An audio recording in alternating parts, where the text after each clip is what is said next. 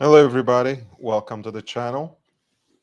We are live from Los Angeles and we are going to talk about watches. I'm specifically going to cover uh, Bonhams' luxury auction, which has lots of watches and pens, apparently. Pens are absolutely not my expertise, so unless someone insists, I don't think we are going to talk about them at all. But they're there. They're part of the auction. I'm going to share the link. Aussie Expat, thank you so much for your support right away. Thumbs up. Please hit the like button. You guys know how much I cover in these live streams, how much work I put into them, both before and during. So I really do appreciate it. Uh, Amir, nice to see you. I haven't seen you before in the chat, but it's always good to have familiar faces and new members of the community. So lovely to see you. I'm going to start by just talking about a couple of new things that I shared on Instagram. Um, you guys know my Instagram account is poppin. I I had 6 million views last month on average. So that's pretty good. Hopefully, I'll be able to carry some of that momentum here as well. And I'm working on a few strategies, but most certainly I should be releasing more videos here and not only focus on live streams. So if you have any topics in mind, anything that you would like me to explore, feel free to send in the suggestions. Leaving comments in videos is the best way to do that, but you can also reach me on Instagram and DM, and I respond to basically everything. I also have a very humble super chat goal, a target that YouTube allows me, as you can see, 5 super chats of $5. If that actually goes through, I'll be with you until midnight at least, perhaps even beyond, but we will have to see about that. I'm also live on Kick, if you care. So I'm going to share the link there as well. If you have a Kick account, please do follow me. I do. Uh, Amir, thank you. Let me see. Yeah, I just shaved. That's why I look like a young Brando now. Um, yeah, I will have to transition out of this name at some point, um, as I grow old, specifically.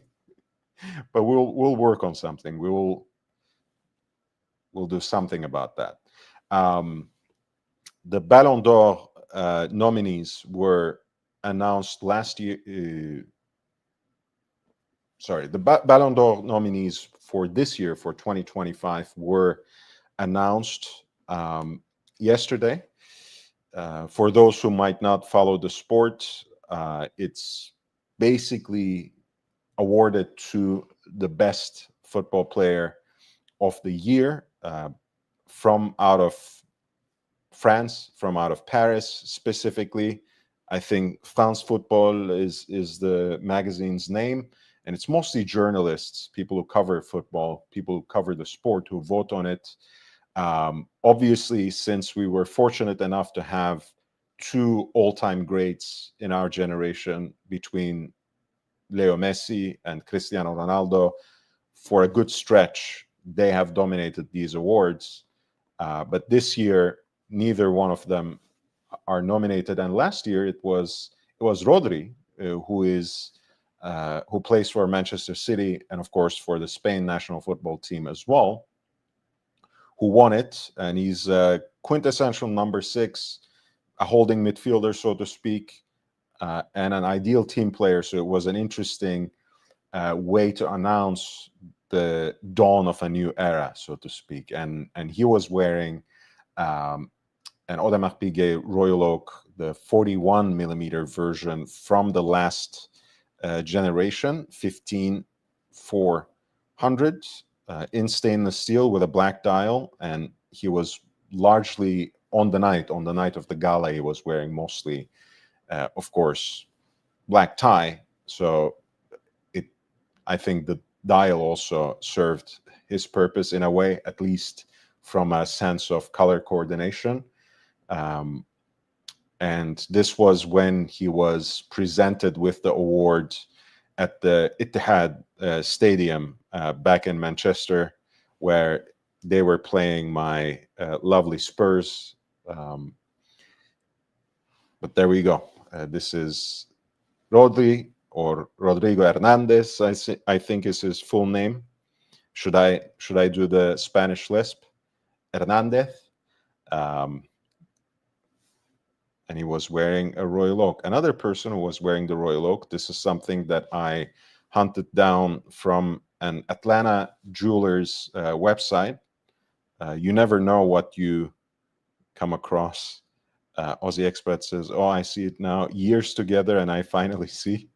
You thought it was just a random nickname that I picked up, Aussie? And Aussie Expert says, I guess I should change my channel name to Young Cage. Why not?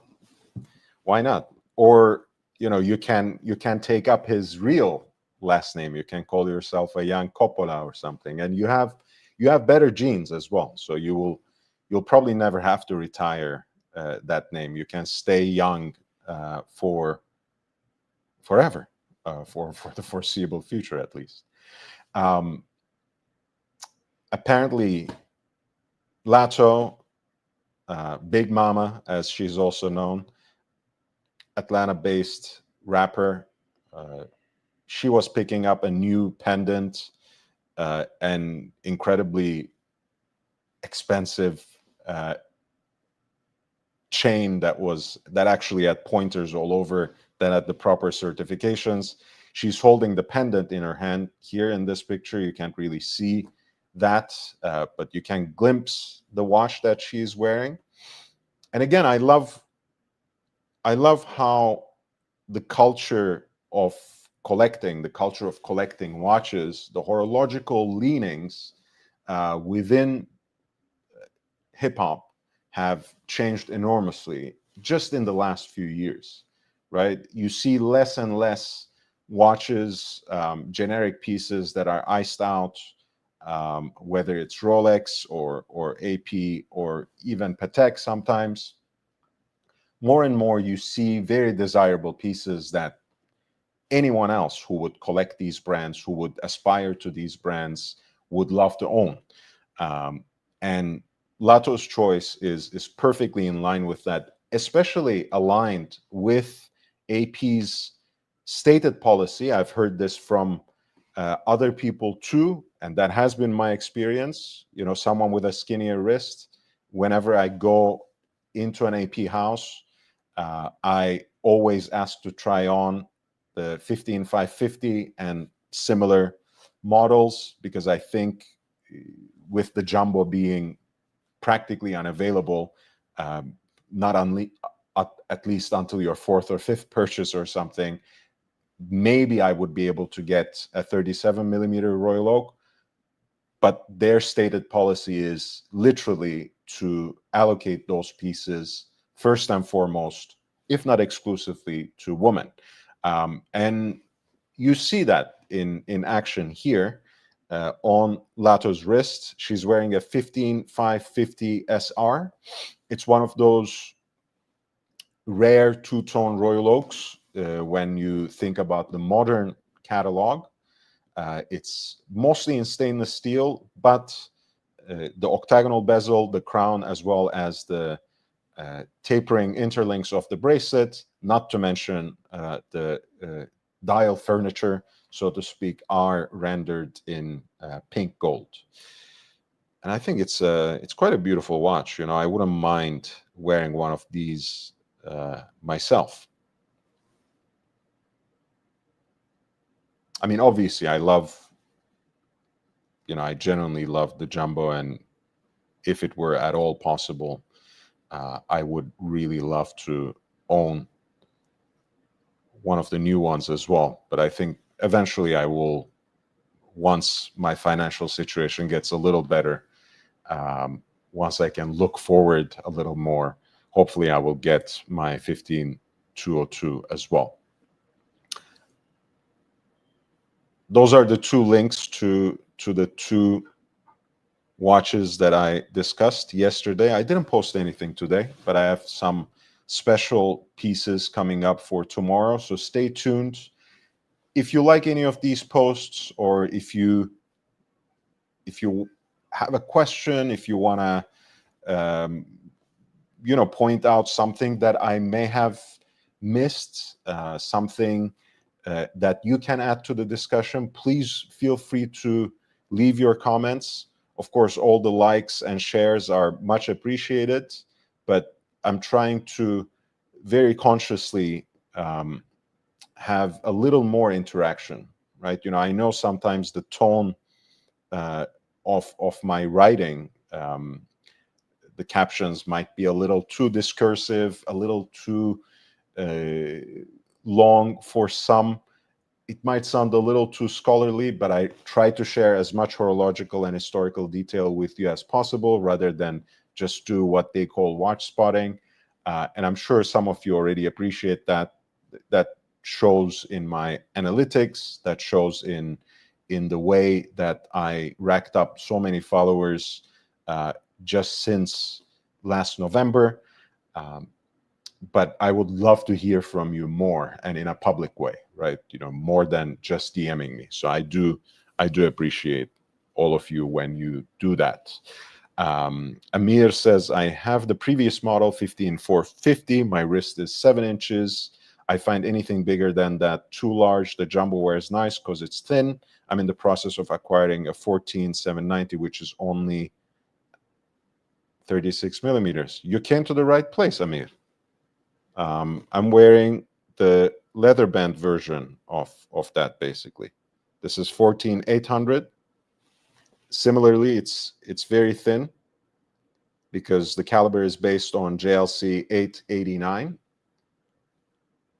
I love this piece. It's one of my all-time favorites. I think, I can even foresee a future when, for whatever reason, if I have to sell any of my watches, which is something I've never done and I never intend to, I can live with just this watch and the Rolex Submariner that was once my father's, the 5513. I'm very happy with both of them. Thank you. My wrist is much shyer than 7 inches. Archie, is this the real Archie? Archie Luxury live stream. Nice to see you, man. I think this is actually Archie. It's an honor. It's an honor to see you. Oh, look at that. Hey. Hello. How are you, my friend? Good. Wait, let's take this out. Nice to see you. How are you doing? Hey, look. Not so good. I got to be totally honest with you. The YouTube business, it's not easy. It's not an easy thing. And I'll be totally honest with you. I don't know if you've seen. Can you be honest with me, Archie? I can. Yes, please. I want to say this to you. I have moving away from drama. I really want to have fun on my streams and talking watches. I just want to talk watches. Look. I got to be totally honest with you. It has been incredibly tough because, the watch market itself is pretty fucked. Okay, it is very fucked completely, and that's also gone onto the streams. The streams themselves there have been really, they've been really shit. Okay, I'll be honest with you. I've had supporters pull out, and it's the way I say it is this: it's a life cycle. Yes. If you were running a TV show, you can't be flavor of the month forever. Eventually, it runs out. It's true. And I would like, one thing I tell you what's really pissed me off is that I've always tried to show value. Okay. Hmm. I've always tried to show value, and I've really been hosed down. I've got some watches to show you. I just got these out of the safe just to show you. Do you want to see them? Yeah, of course. Well, that's what we're here for, right? Talk watches, and Okay. seeing something new that Archie wears is always a Well, pleasure to me. look, my collection, it's gone up, down, up. I've actually had to sell a few pieces off.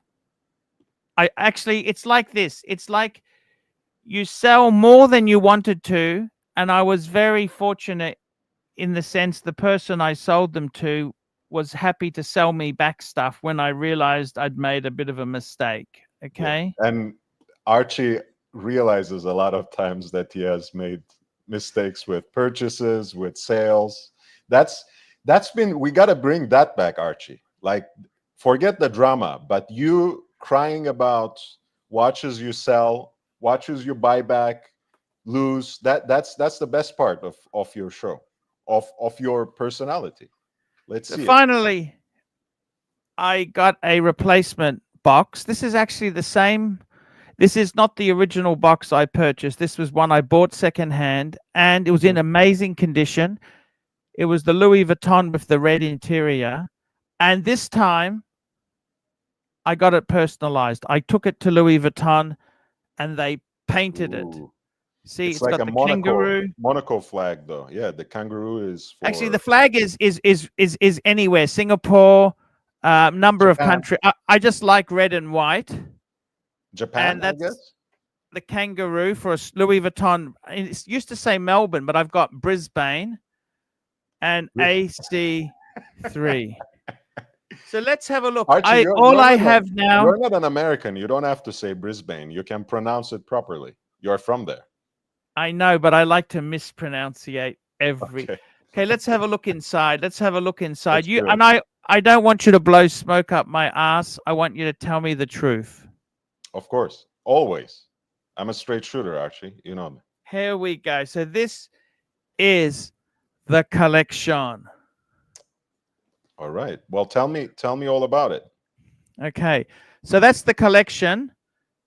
Let's have a look. I'll pull them out for you and I'll show you individually the pieces. So in the back row, Let's start with Archie, if you don't mind. Let's start with the classics that you always had a soft spot for, like the Speedmaster, like the Explorer 2. Okay.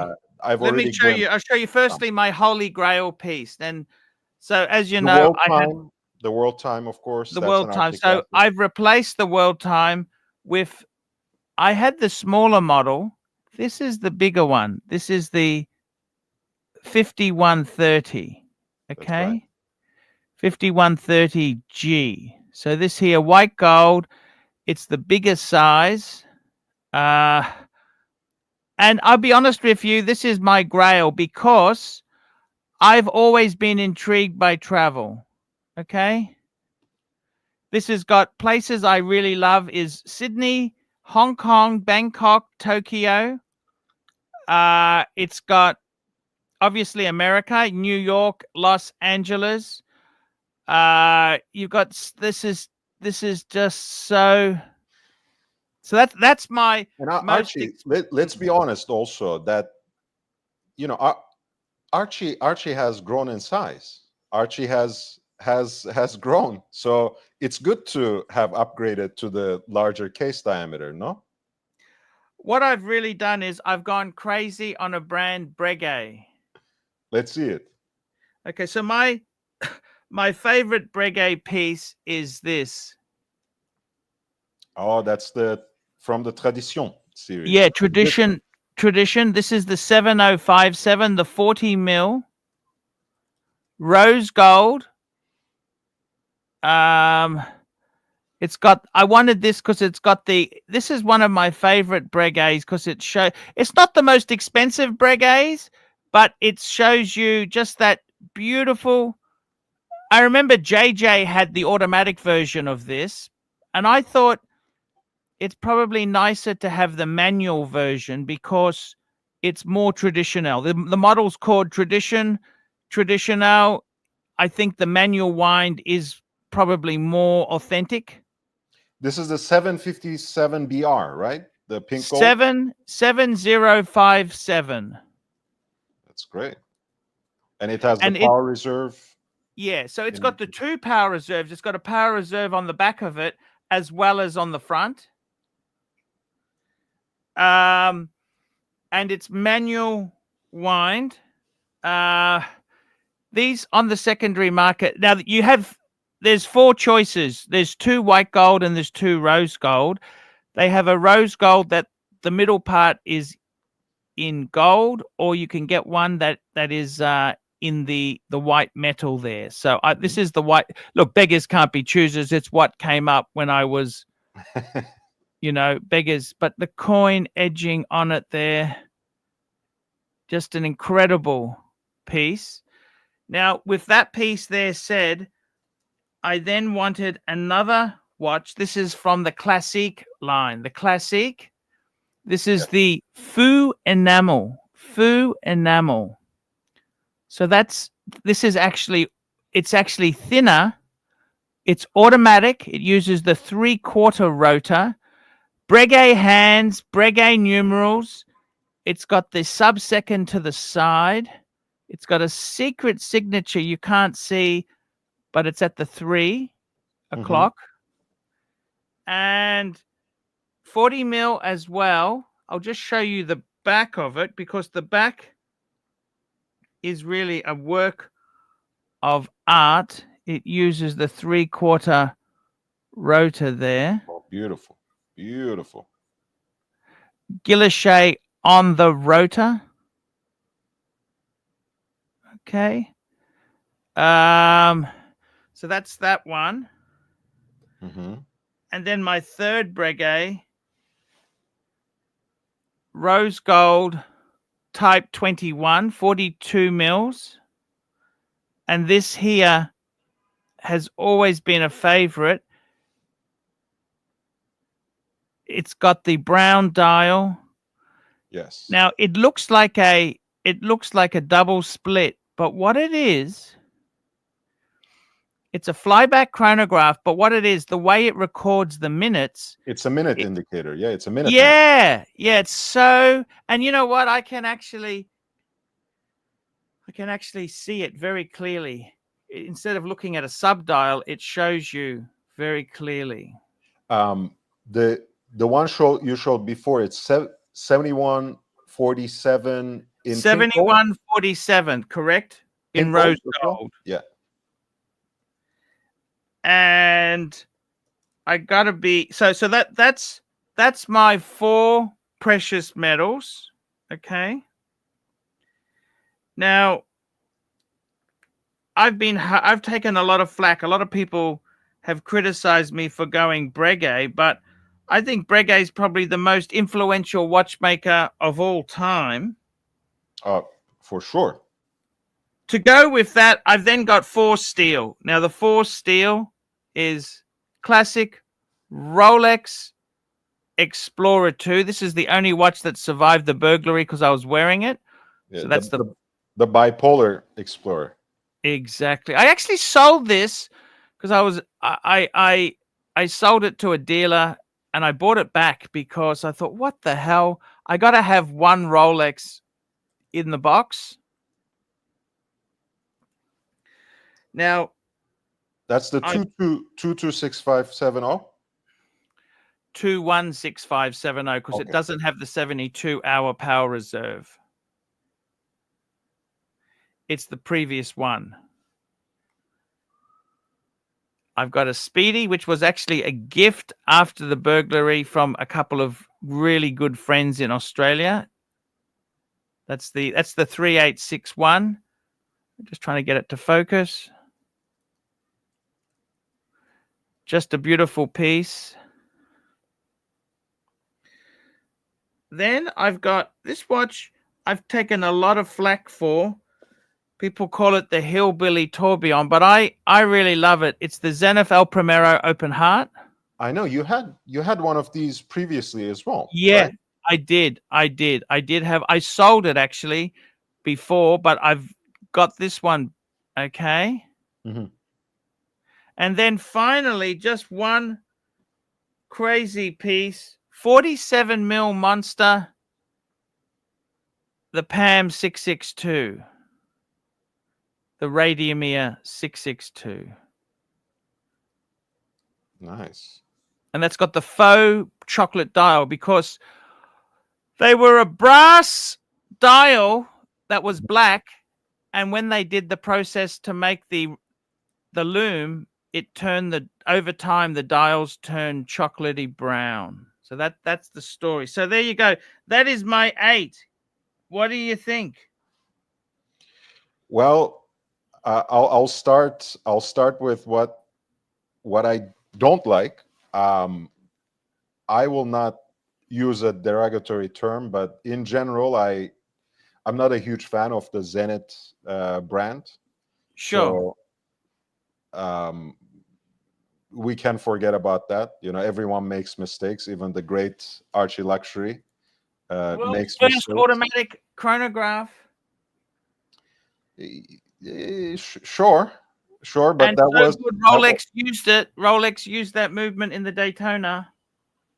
Uh, Archie, imagine that you have to justify the existence of the brand by taking a recourse to Rolex. Why not just get Rolex in that case? Yeah, it's not my thing. I find their entire catalog too derivative. I have very little respect for the brand as it is. I have a lot of respect for its history, which you have shared. They have, beyond even making one of the first, if not the first, self-winding chronograph movements, they also had a history of beautiful chronometric pieces that meddled in observatory trials and everything. That's great, but how much of that heritage they carried into the present is another They also discussion. had some really ugly stuff in the 90s and noughties. They had some really Yep. fucking ugly releases. And I would certainly agree with you on that. The No, Panerai, I like the aesthetics of it. It's never been my thing because yeah, mostly because my wrists are really skinny and I just look funny wearing that kind of stuff. sure. But I imagine it would look good on your wrist. So I, that's also cool. Again, the whole discussion about how authentic they are as a brand today, uh, while resting on the laurels of some of the most important tool watch histories of all time, is another discussion. But I think that's a great looking watch. There's no doubt about that. Um, the Breguet stuff, I I like them all basically. If I were to choose a tradition, which as it actually, it's one of the most interesting revivals in a way, imaginary revivals they did after the Hayek or Swatch ownership in 2005. It's basically inspired by some of the pocket watch movements that Breguet himself designed, but it's something entirely new and very futuristic in a certain sense, with that open layout of the movement where you can see the escapement. Um, my favorite of that line, before moving up to the independent chronograph movement or whatever, or the GMT, which are all, I think, mind-blowingly beautiful and utilitarian movements. I like the 797, the retrograde seconds, Mm, um, because of how I love retrograde complications, whether it's an hour hand, minute hand, but all of that doesn't provide quite the instant gratification that you get every minute. Basically, at top of every minute, you have that sure. snapping back to Yeah, zero. yeah. No, that's a great watch. That, yeah. I like that as a conversation piece, and I think tradition in general is a great conversation piece, anyways, for the horologically inclined. you can't beat it. So I love that. I love the enamel dial you have. That's one of the pieces that I profiled not too long ago on Instagram, on Bill Nye's wrist. Actually, a good enamel dial has, it's almost an aesthetic experience. You know, it must be such a pleasure to look at that dial while you're wearing the watch. It's a perfect dress watch, especially for a big boy, right? You know, it's a 40 millimeter extended lug. Exactly. And I mean, the thing is, what I find, I had a 5196. Actually, I've owned, I still own a 5196. It's just that it was stolen. It's not in my possession. That enamel dial with the coin edging, Breguet hands, Breguet numerals is so much better value than a 5196. Which the 5196, I love Patek. Please don't get me wrong. I think it's a quintessential dress watch, but I think the Breguet 7147. What I wanted to do is with a collection is showcase different components of the Breguet line. I wanted to have a sports chronograph in gold, which is the Type 21. I wanted to have the Traditionnel because that was really Breguet's. They had the 7027. That's when they first released that Traditionnel line, the 7027. This is just slightly bigger. So the 7027 was 37 mil. The 7057 is 40 mil. And I don't know if you know this, they just released a new Traditionnel with that for the 250th anniversary with the blue enamel and guilloche. Amazing, yeah. Which is an amazing watch, but it's 38. It's 38. So I think that's just a gorgeous piece. And then that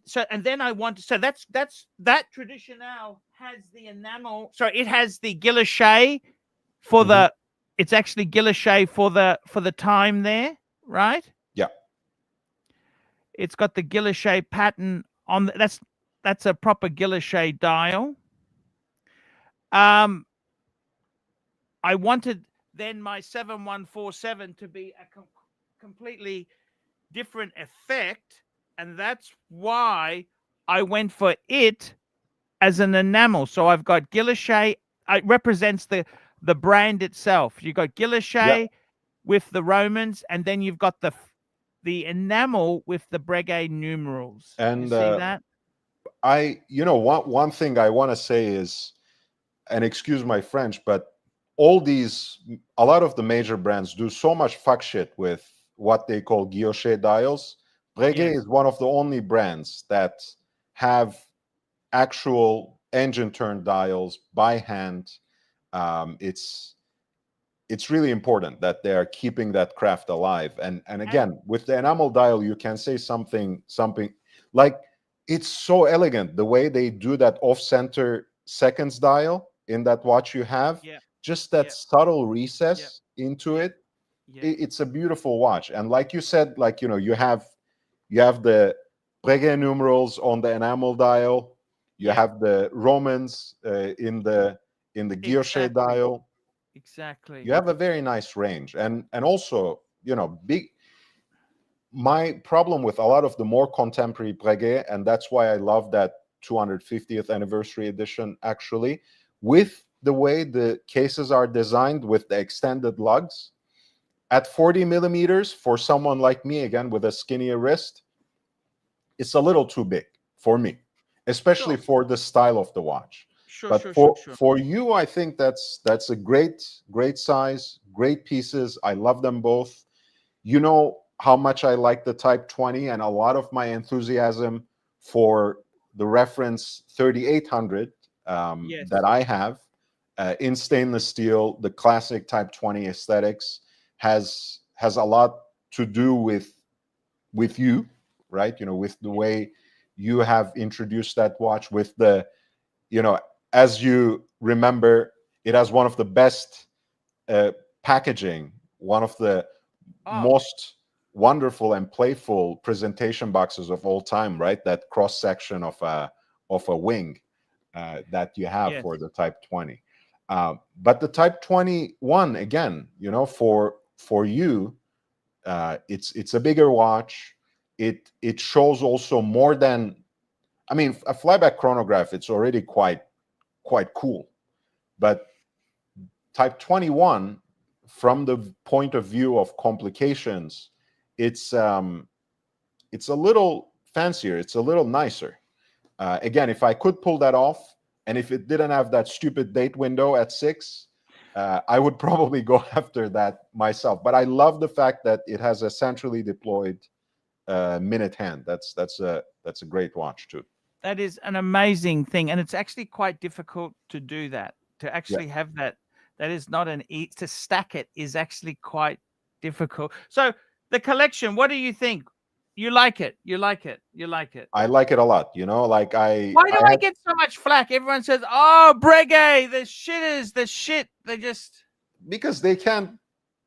They I mean, Archie, let's be honest. I mean, I don't wanna shit on your audience or whoever else is talking in this kind of way about Breguet, but most people who exist in this space know very little about watches, don't care, and don't know anything about the history, don't really have respect for horology. They want something they can flex. They want something that can get them instant kudos in collector meetings. They want the hits on Instagram. You know, they want that instant gratification.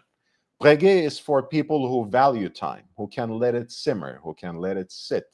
Who, you know, it's a brand that not many can understand. It's a sophisticated collector. It's a sophisticated collector. And for punters like us, because people disrespect it so much, because they don't value it at all, it's great value on the secondary market. It's you get the best of both worlds. You get something that you can actually wear proudly and get that personal enjoyment, whether it's the coin-edged case band, the hand guilloche dials, whether it is the open layout of the movement in the Tradition, the off-center rotor in your Classique. I mean, there's so many little things that an actual horological enthusiast can enjoy in those watches. You know, it's hard for me to understand, but on the other hand, I do understand, because the current social media landscape cannot appreciate, by definition, a brand like Breguet, because it doesn't hold value, right? So investment-minded people are scared away. Hype-minded people are disgusted by it.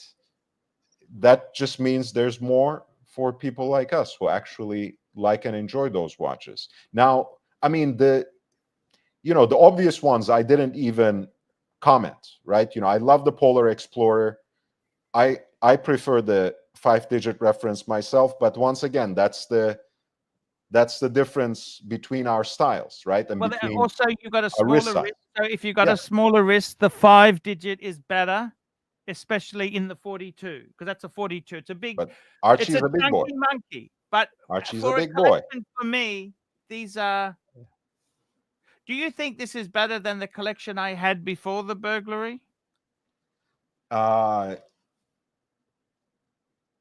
Yes, in a way, but it's not the best collection that you had. You know what's the best collection that you ever had? What's that? Is the Archie 5.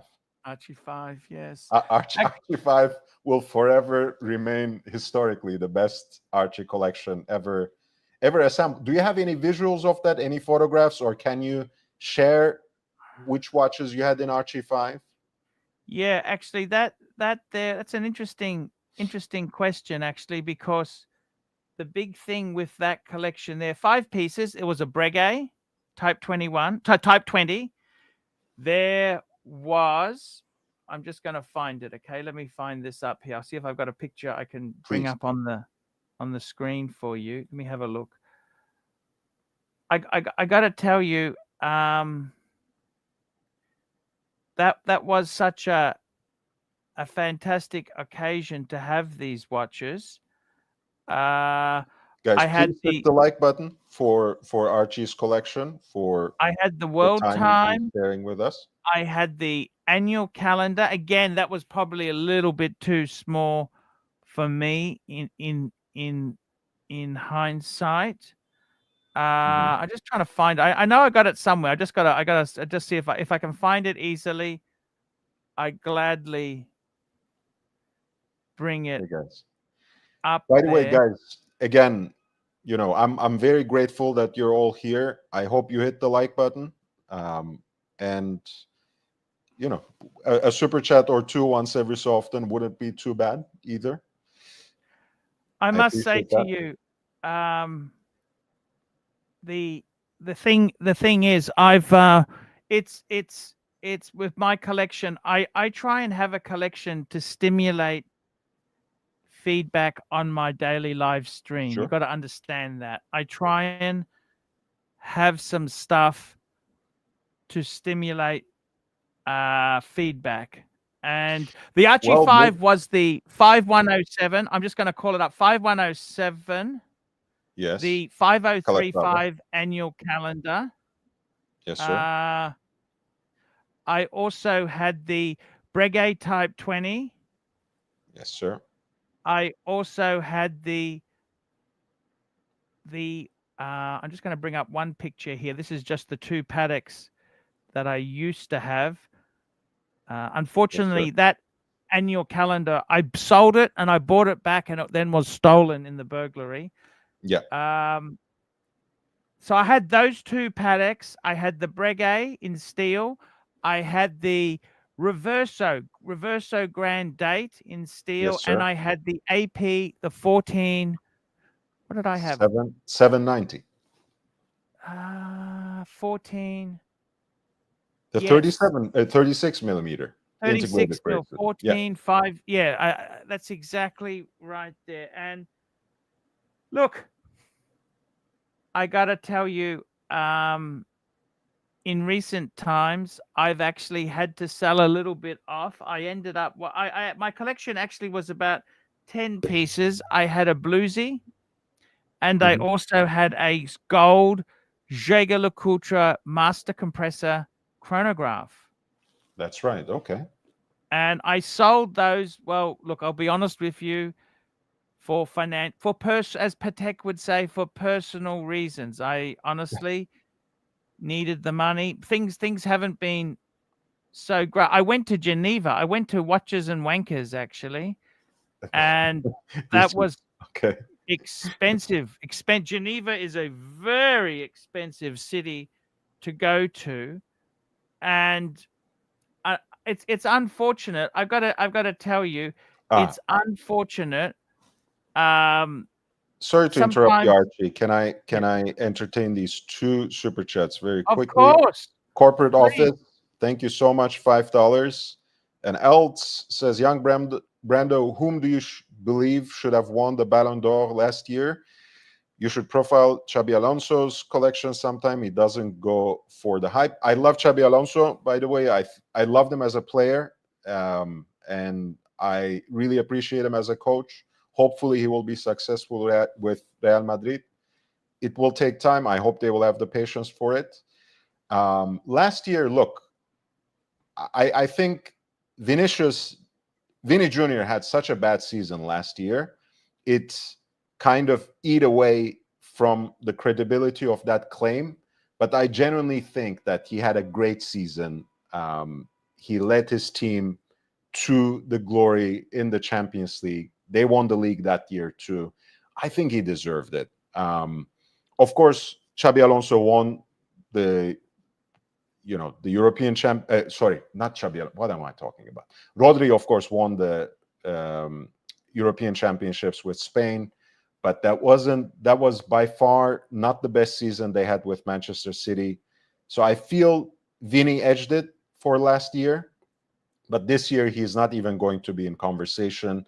And Rodri, of course, was injured for basically the entire last season. So I'm excited to see what new person will win this year.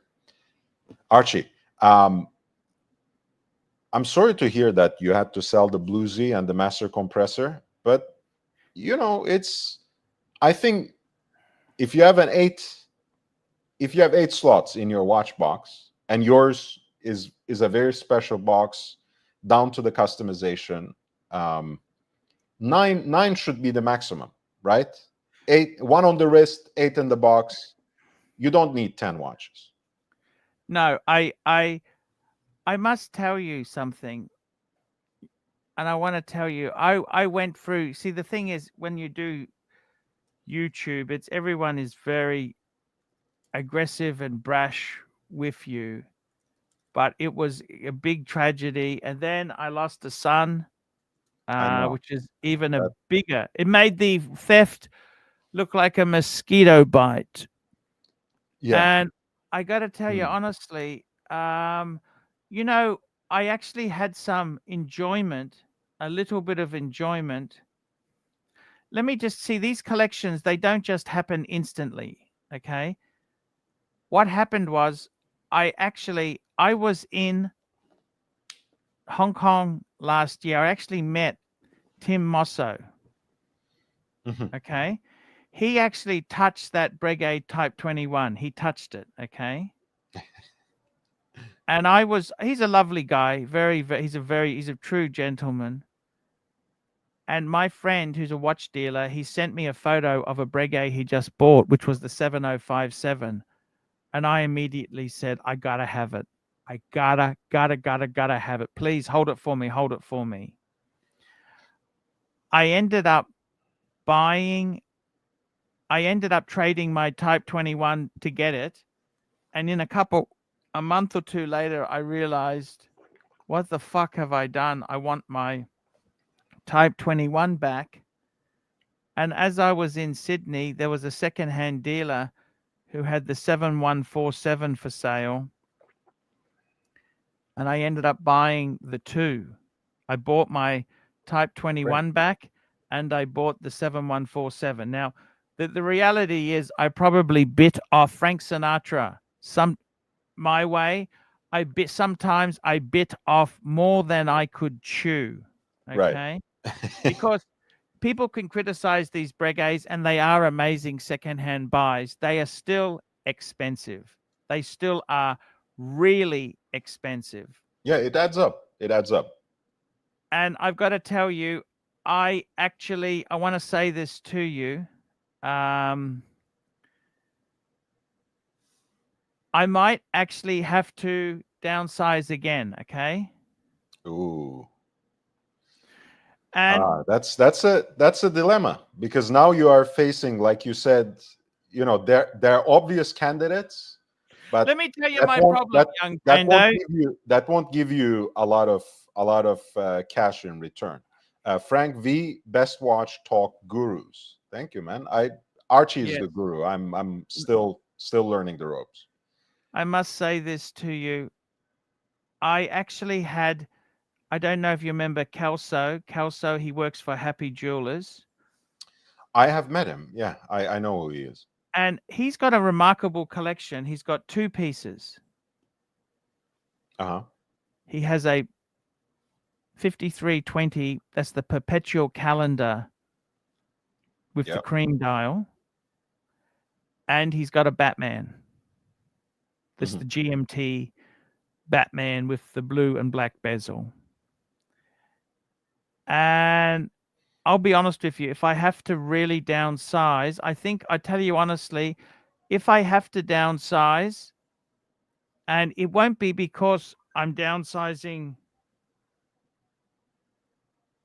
I'm not going to downsize because I want to. It's for financial reasons, Yeah. okay? Because Yeah. I'll be honest with you, I don't know about you because you're a young guy, but when you get to my age,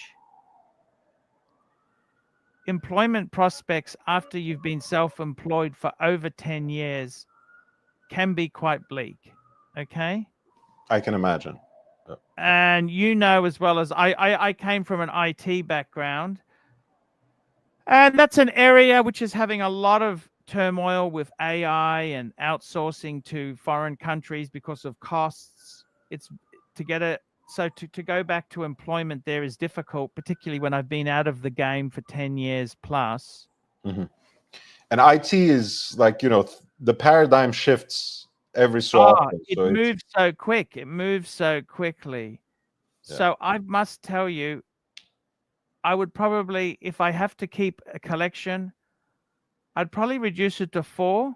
Okay. And what I would sell off is the 3 Breguets and the Zenith. Look, I mean, I'll tell you what I really think. You brought up Kessler and then you moved Keslovitz and you moved to something else. What happened there? What was it about So Keslovitz I just you wanted to realized he's got 2 amazing watches Yeah. for every day. That's all you really need. If I kept, for me, the Batman hasn't really meant much, right? I like the Pepsi. Pepsi is probably the most valuable GMT in the Rolex range. But Yeah. for me, it's always been Polar. So for me, I love the Polar as my one and done Rolex. So you And my, yes. Here's the thing, and you said, like, you have a collection like this, and honestly, even the fillers are great generators for a conversation, right?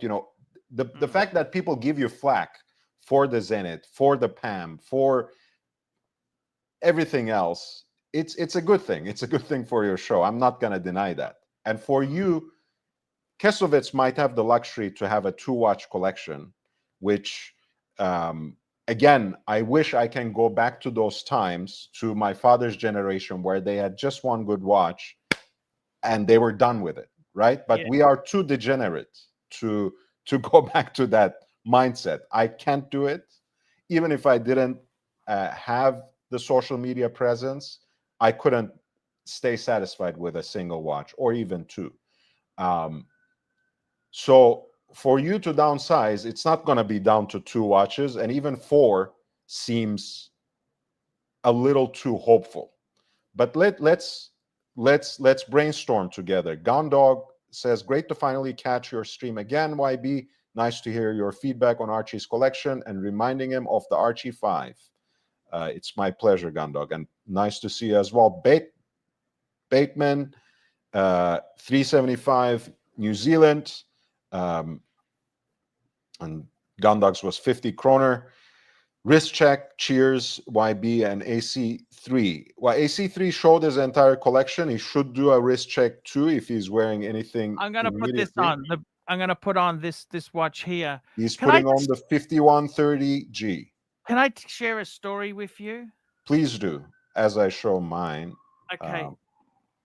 And that's your beautiful AP, the Royal Oak. Oh, you've got the military edition. Yes, it's the... I have been in conversation with the person who designed the so-called military dial. He insists calling it the aviator dial. So I'm going to respect that. But this is the 14800 BA. I really like, for me, the Royal Oak is a design of paradoxes. It's very brutalist and industrialist on the one hand, but it's also ultra thin and elegant, wears like a dress watch. And this is similar, right? You have a precious metal case, but that sort of masculine inspiration of an aviator dial or a military dial, whether you think it's a field watch aesthetic or a pilot's watch aesthetic, you have that sporty side. I really think this is a beautiful Royal Oak, and I got a great deal on it. What's your collection like at the moment? We can talk about that right away, but I interrupted your story, so I don't want to take over. So I went to Watches and Wonders, and I went to a VIP paddock event. You did? Wow! And tell me more. So this was it was basically through Watches and Wonders. They had some displays at the paddock, one of the paddock the big paddock store in Geneva, and one of my fans got me. That's Raphael Young. He had VIP tickets, so I went with him. And when I went with him, the guy doing the guilloche, so he had a guilloche machine there. He was showing how it's done. Amazing. I was wearing 2 watches. I was wearing my world time and also the Breguet Type 21. And he That's said great. to me, "Did you know I actually worked for 16 years at Breguet before I came to Paddock?" Well, I mean, he's a master engraver, so chances are that he passed through that. So it was quite. He actually loved the Breguet, and I had the 2. I had the world time and the Breguet, and I must tell you, that Type 21 was also touched by Tim Mosso. Right, you mentioned corporate office. And Thank you so much. We are almost reaching the goal, by the way. If I think what we are just one super chat of $5 away. So hopefully someone will bless us with that so we can go on at least until midnight. Corporate office says share the jean style strap. I have great jeans as well. Corporate office, thank you. That you have on your reverser with AC3 when there's a break. I will do that when I get the chance. But continue your retelling of the other this. person I met when I was in Geneva, Yeah, was Andrew Morgan from Talking Watches fame. You know, the Talking Hands. that's right. That's right. Yeah. And he had a 7027, Oh wow. and I had my world time and my Breguet Type 21. Amazing. And just out of, can I tell you a small snippet? If you don't promise not to tell anyone. Of course, please. Andrew Morgan, I said to him, because I said, yeah, I really admire your work. He's a great guy. I loved his segments on Watchfinder. He worked for Watchfinder. I remember. And I said to him, how are you going? Are you surviving? Are you doing okay? And you know what he said to me? Here you go. Here's a bit of Breguet charm. He said, I must be doing okay. I've just bought a 7027 Breguet Traditionnel. It's cool. Yeah. He's doing well.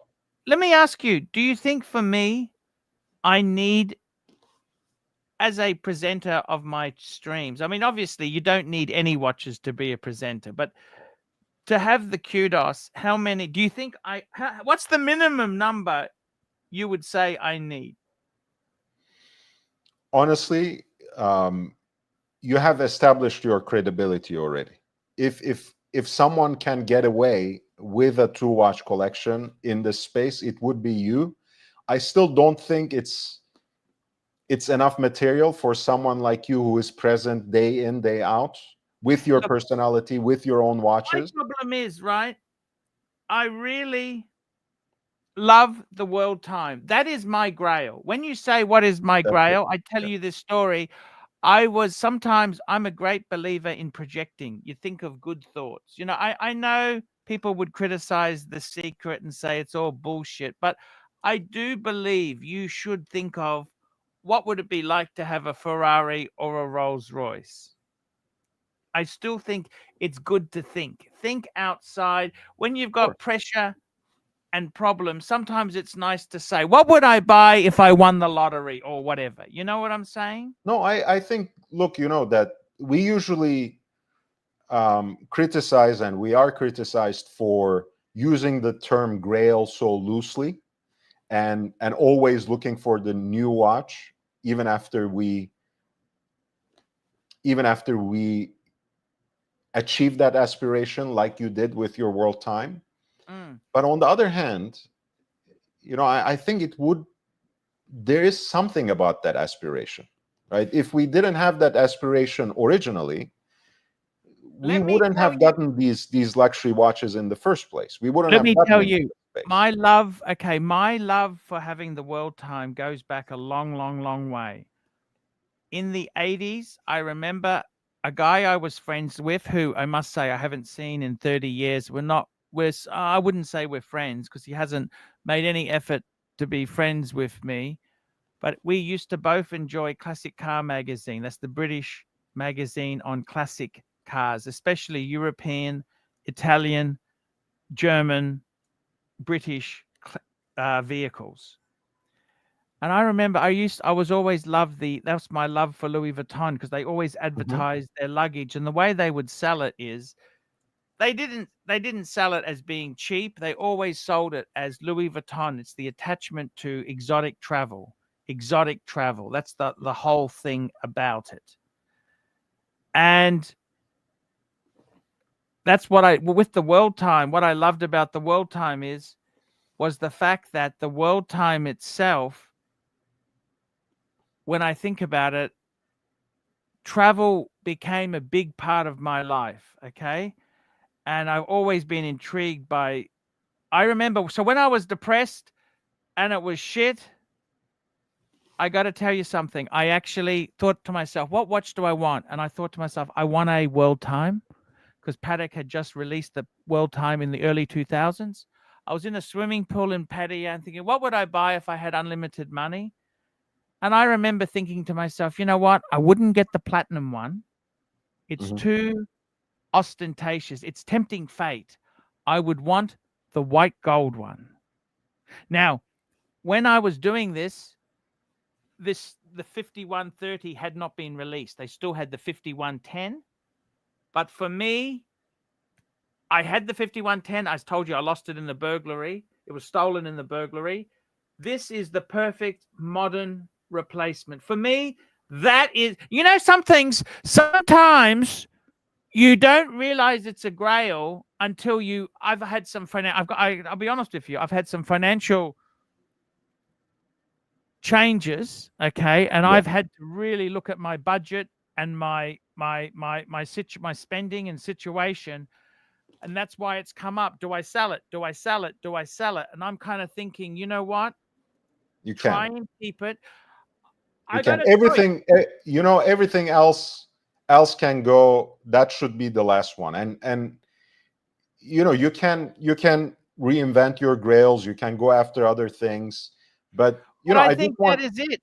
a lot of the audience might not remember, might not even have a glimpse of that world. But when you were aspiring for a Patek Philippe World Time watch, Patek didn't have the mainstream recognition that it had. It was not exactly an obscure brand either, but the World Time was really a watch for captains of industry. It was really something special. It wasn't something you would see on a daily basis on social media, on the wrists of both the average collector and, like, some of the celebrities, right? It was a true aspiration to think, hey, one day I would love to own a Patek Philippe World Time. So for you to have achieved this, and to have lost it so many times and to have reclaimed it again, I think it would be a mistake to let it go, because I don't see an alternative universe where you will not end up buying it again soon enough. I got to tell you, look, I'll see what I can do. The truth is, I've got a choice. Do I keep the 3 Breguets or do I keep the World Time? What would you rather do?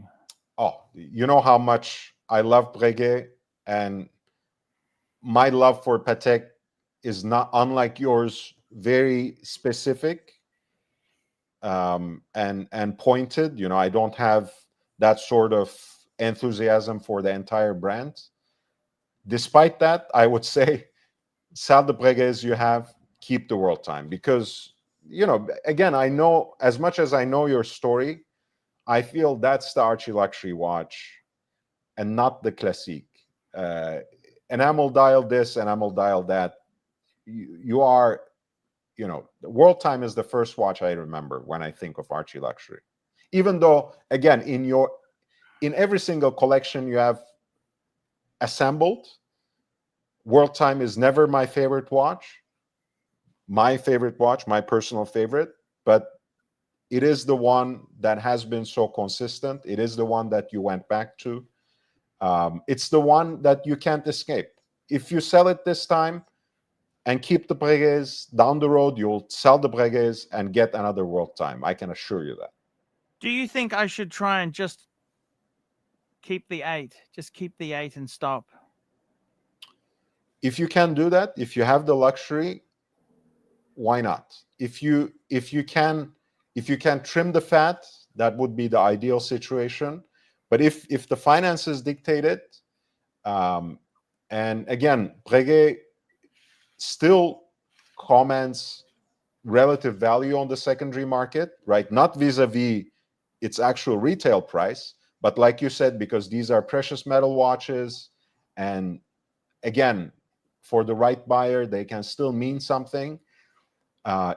If you are in a situation where you have to move on from some pieces, I would say part with all the Breguets, trim the fat, part with the Zenit, even the Panerai. They don't bring much money in. The problem is they don't I bring know, the money that I the know. gold pieces. You know as well as I do. The gold pieces don't bring. The gold pieces are a lot more valuable than.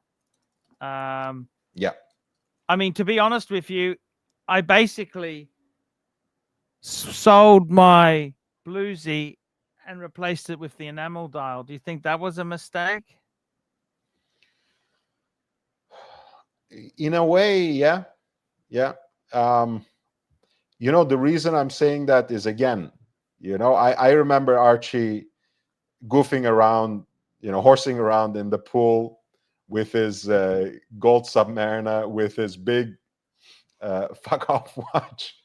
So, Yeah. it's, again, for me, that's the one that brings the memories. Archie, Yes. what? I'm 40 now. You are 52. maybe 52-year-old Archie actually. 53 in Yeah. October. Well, maybe the Classique with the enamel dial is more appropriate for 52-year-old Archie. So I don't, as much as sentimentality pulls me to Rolex, I would say between those two, the enamel dial is actually, it's like the perfect dress watch in a way, right? I think if you don't want to move on from all the Breguet, I would say, can I just cut the bullshit and count 4 watches that I would keep, if Sure. Sure, that's sure. what you would. Sure. Rolex Explorer 2 for every day. The Breguet Classique as your dress watch. Since you have moved on from the Reversos, we have to keep that. Patek World Time, and the last one is always the hardest, isn't it? The Speedy. No. I'm tired of that watch. Actually, I'm sorry. As sentimental as I am, I'm not sentimental for that. Mm, yeah. Okay. You made me say it. Okay. All right. The fourth one is the Omega Speedmaster. That's it. That's those are our 4 watches. And that was a gift. I really can't sell that one because That's after the true. burglary, That's friends true. bandied together to buy that for So me. we have the Rolex Explorer 2, we have the Omega Speedmaster, we have the Breguet Classique, we have the Patek World Time. The rest can go if necessary. I think that's a beautiful representation. You have something to talk about um, with every single piece. You have your chronograph, you have your sports watch for everyday wear, you have one of the best dress watches that a big boy can dream of with the Yeah. enamel dial. Yeah. The enamel dial. See, Patek puts enamel dials only on their really expensive Yes. watches. They don't do that on their entry Calatravas. No way. They put it on their minute repeaters. They put it on their tourbillons. It's a very expensive option. I got to tell you something. Yes, sir. It has been very difficult indeed. Let me just say to you, I make my living out of YouTube, and I tell you honestly, the YouTube business is not good. It's not good. Okay. Um, I think in some ways there I have to look at other alternatives. I mean, something doesn't Yeah. last forever. Please don't think I'm whinging to you. Um, it's this is the reality of. I want to show you another picture, please. Yes. I Yes. don't know if you know this, but enter the Breguet, when you enter Breguet itself there, you actually, I'll just show you this photo. You actually, this is a Breguet, okay? This is my Breguet. There we go. Just add that. Of course. You have to practice that pissed off look when you're a Breguet owner.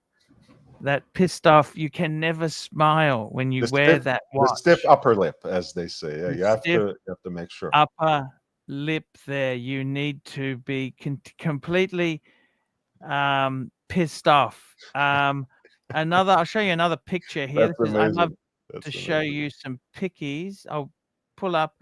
By the way, we were talking about Breguets before. That's the Traditional Hmm. that I have. So the other options for this watch is you can, so that's the gold version. See that there? Hmm.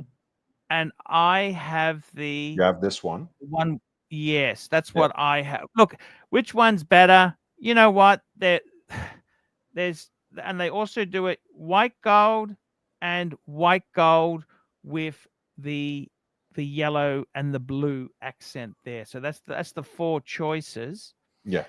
Just out of interest there, um,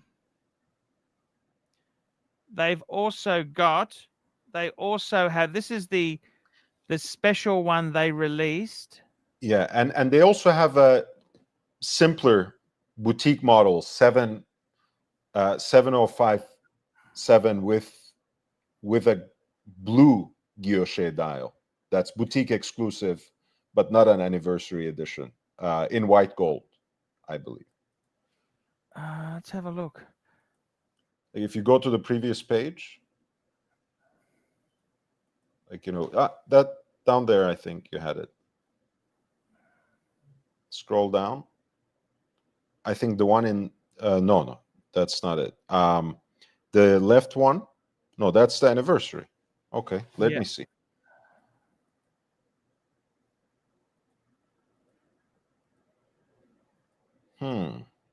I had it on my Instagram. Let me see if I. By the way, I've actually seen this watch here. This is fucking amazing. Do you know this chronograph has a different hertz rating for the chronograph to the watch? It's yes. Do you know It's how independent chronograph. Yeah, that's it. it is fucking amazing? Do you realize how hard that is to do? Yeah. That's an amazing watch. Beautiful. I must tell you, with the new watches they released, I must tell you what is amazing is that sole subscription. This is the new Type 20 Hmm. they released. That's the one with the one hand. You see that there? What did you think of that? Was pretty amazing. Not for me in terms of the aesthetics of the piece, but I appreciated it. Yeah, it's kind of cool. This is the one. It's the. Let me interrupt you there for a second. I will. This is the one. It's a 797 with the blue dial in white gold. Oh, that's the jump power one, isn't it? That's the automatic. That's basically the automatic version of mine, isn't it? With the retrograde seconds. With the retrograde, yeah. You know, that's so beautiful. That is so gorgeous. I love that. I think JJ had that. You know JJ? Yeah, he had it in pink gold and with the classic Dioshe dial, right? Yeah, yeah. Yeah. I don't know why he sold that. I will show you something else. I want to show you something else. I'll just bring this up. I want to bring this up for you. Have a look at this.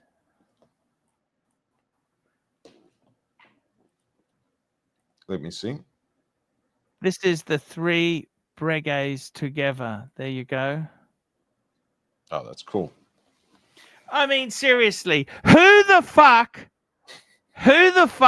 has 3 rose gold Breguets? Please tell me that. Who the fuck has 3? I mean, that's eccentric. That is, I don't know what to say. Who the fuck has that? It's pretty cool. Good morning, Who the Fries. fuck has Nice to see you.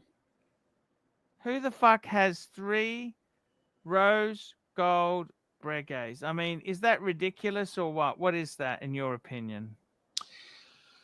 Look again. There are they look great together, and they're very different from each other. I think As a set, what do you think of that set for a working man or a collector? it's pretty cool.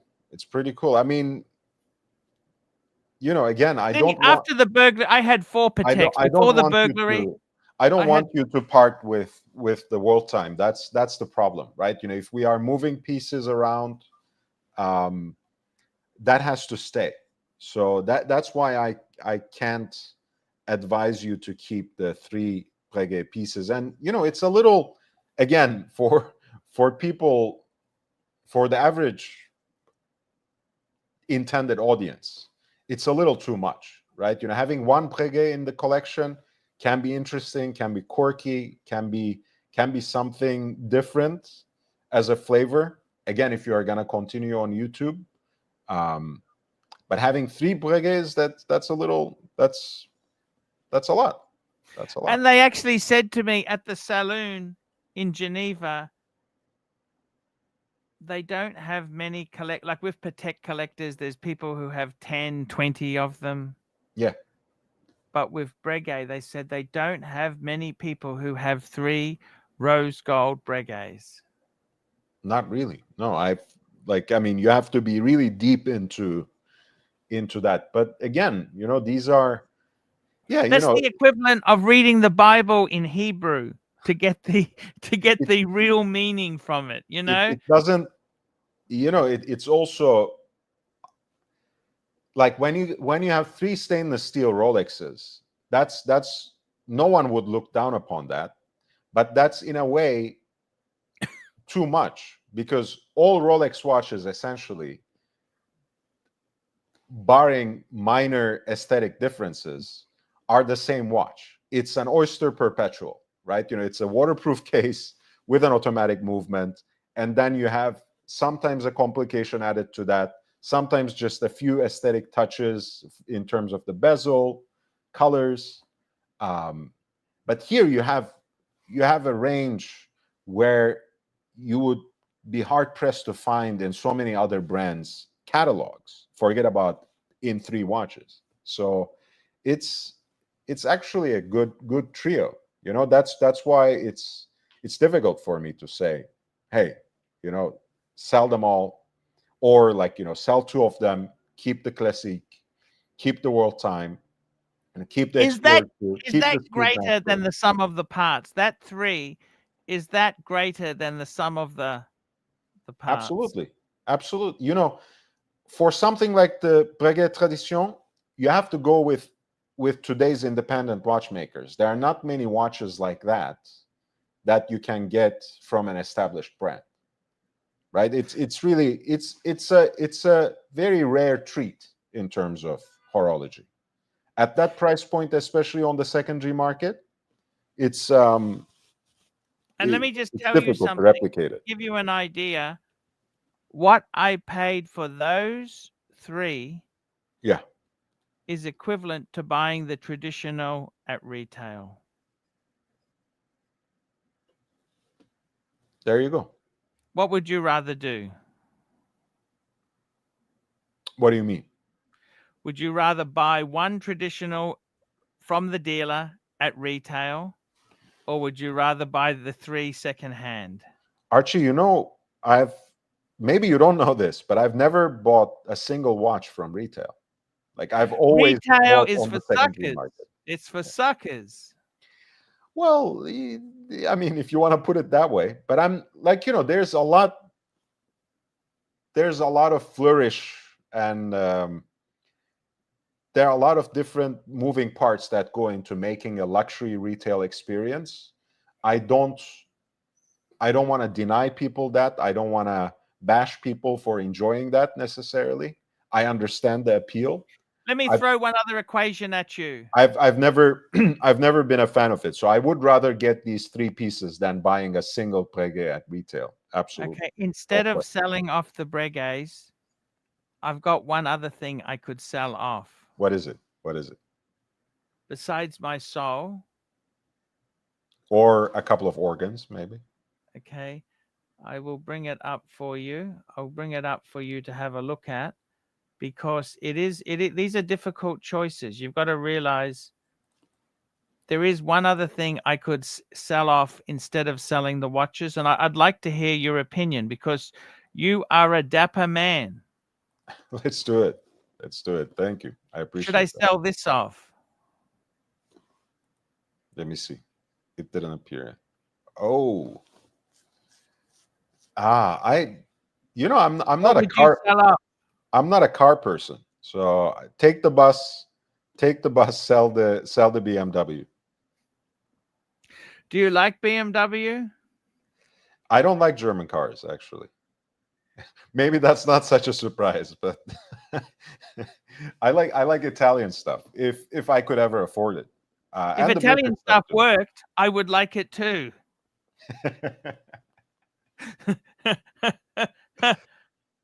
But yeah. this is a modern car. Yep. It's incredible modern car. Do you need it? Can you do with something? We don't need any of this utilitarian? shit.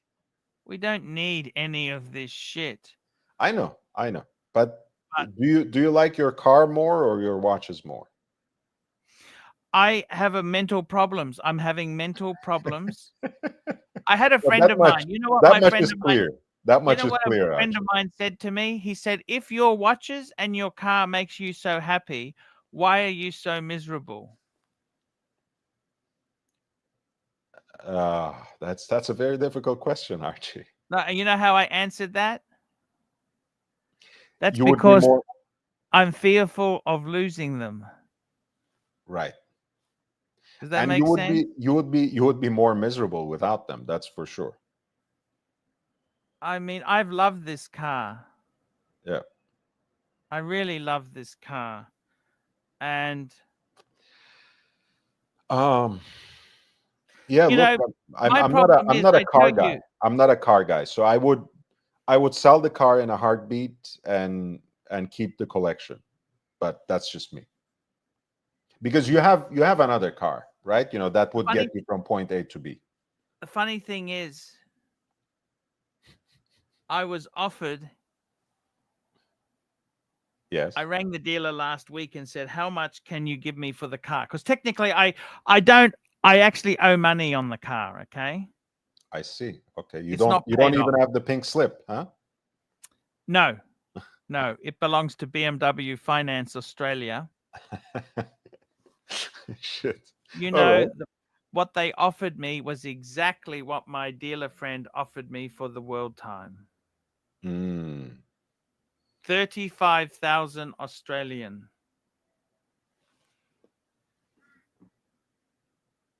Yeah. What do you think? I'll keep the world time. Yeah, I'm not a car guy. I'm not enamored with BMWs. I'll keep the world time. 5130G all day, every day. I understand. I understand. Because what I'm actually, I tell you honestly, Yeah. I am thinking of next year spending 6 months of next year overseas. No, even more excuse. You can't take your car overseas. You can certainly take the world time overseas. Yeah, I was thinking of selling it because it's a big commitment. It's 650 US a month. Okay, Yeah. it's expensive, and I'll be honest with you, young Brando, business is not good. Like, I'm not here as a pity show. By the way, I would love you to come on one of my live streams. You know that I no longer put up with Narc. He's gone. I've told Curly where to shove it. Um, I um, I I would don't know. love to I've see not, you. with all due respect, I have not watched your show for years now. Um, No, I the, understand. the last, so I don't know. I don't know if it's a vibe I like. I don't know if I like the people. I've always, I'll be very honest as well. I've always hated about 80% of your audience, anyways. Sure, Um, I I understand. think I think they're illiterate. I think they're stupid. I think they're anti-Semitic, Oh, that might be anti-Semitic. No, racist. I mean, it's just like they're a bunch of trolls anti-Semitic. for the most part. That's horrible to Um, say. I know, but they are. Um, so I don't know if I would love to come back, but my door is always open to you and anyone who would like to join me here, whether it's in the chat or on the panel. But I'll Yes. watch. I'll watch a couple of times.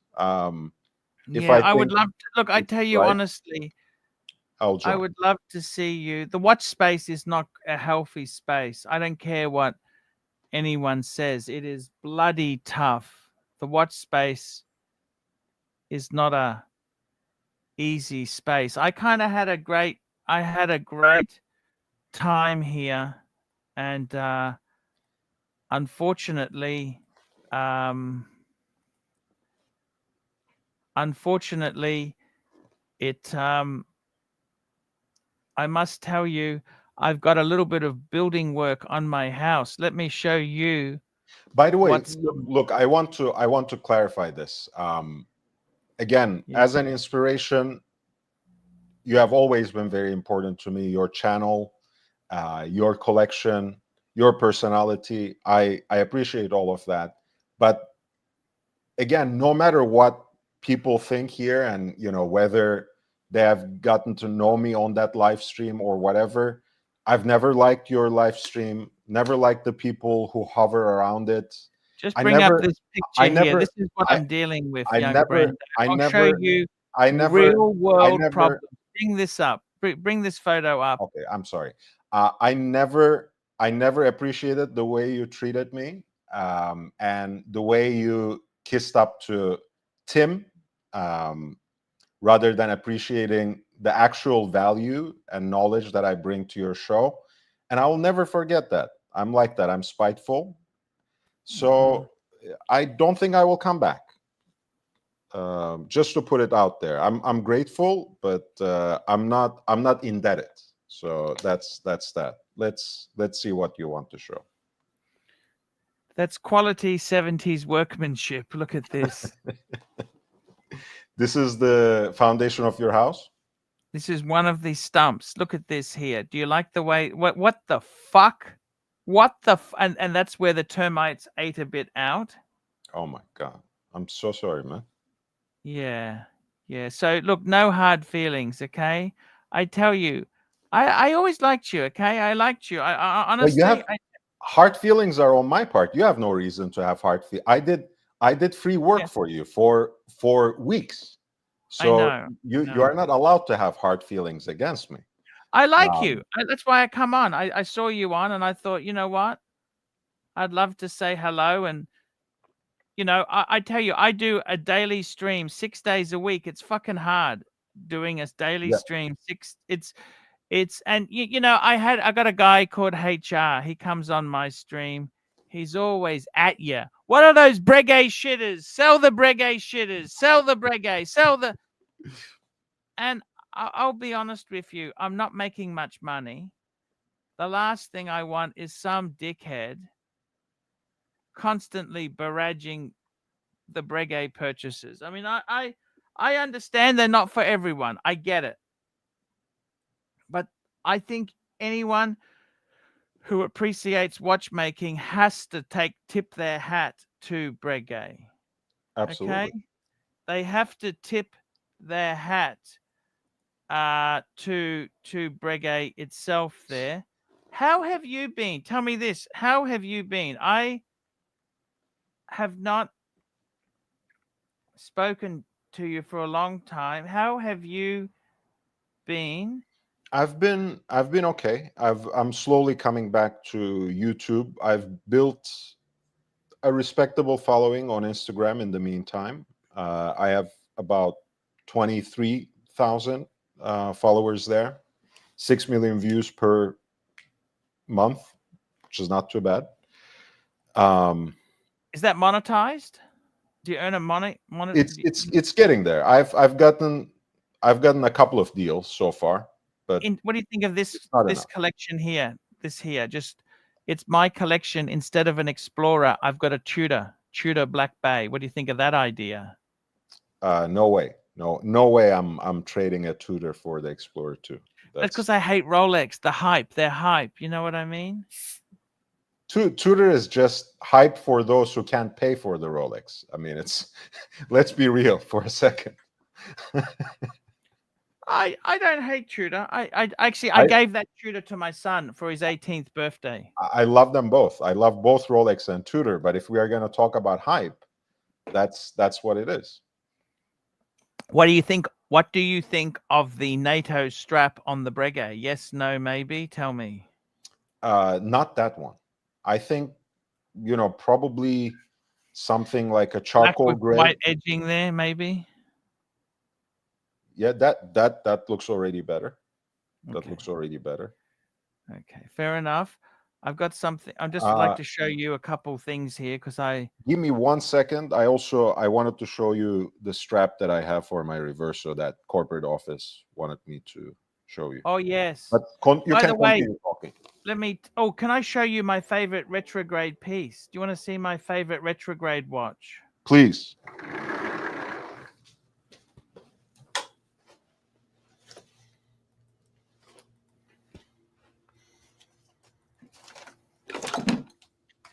I nearly bought this watch, but it was so expensive, and I decided to go down the Breguet rabbit hole.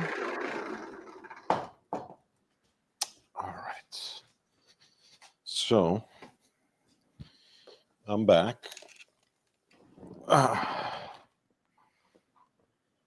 Oh, these are great. Yeah, secondhand. They're a lot of money. I was offered a swap. Tell me. Oh, You my like God. this? Full screen. Can you do full screen? Yes. Let me say to you, the Reverso Grand Date. Look, can I tell you something? Yes, sir. The only reason I sold my Reverso Grand Date I had was that, unfortunately, I lost my son and I needed to cover some funeral costs. Yeah. So that's terrible, man.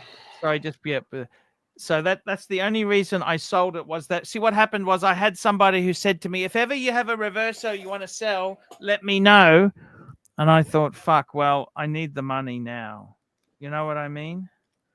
And I would like to get a Reverso again. I don't know what model. I actually really like the Tribute. I love the Tribute model, Tribute series. Time only, 1931. Actually, I love the calendar. I love all the tributes. I really do love. Okay, so I'll see how I go in the future. But let me say this to you. Look, I think it's actually quite good for my collection and my show to sometimes change pieces.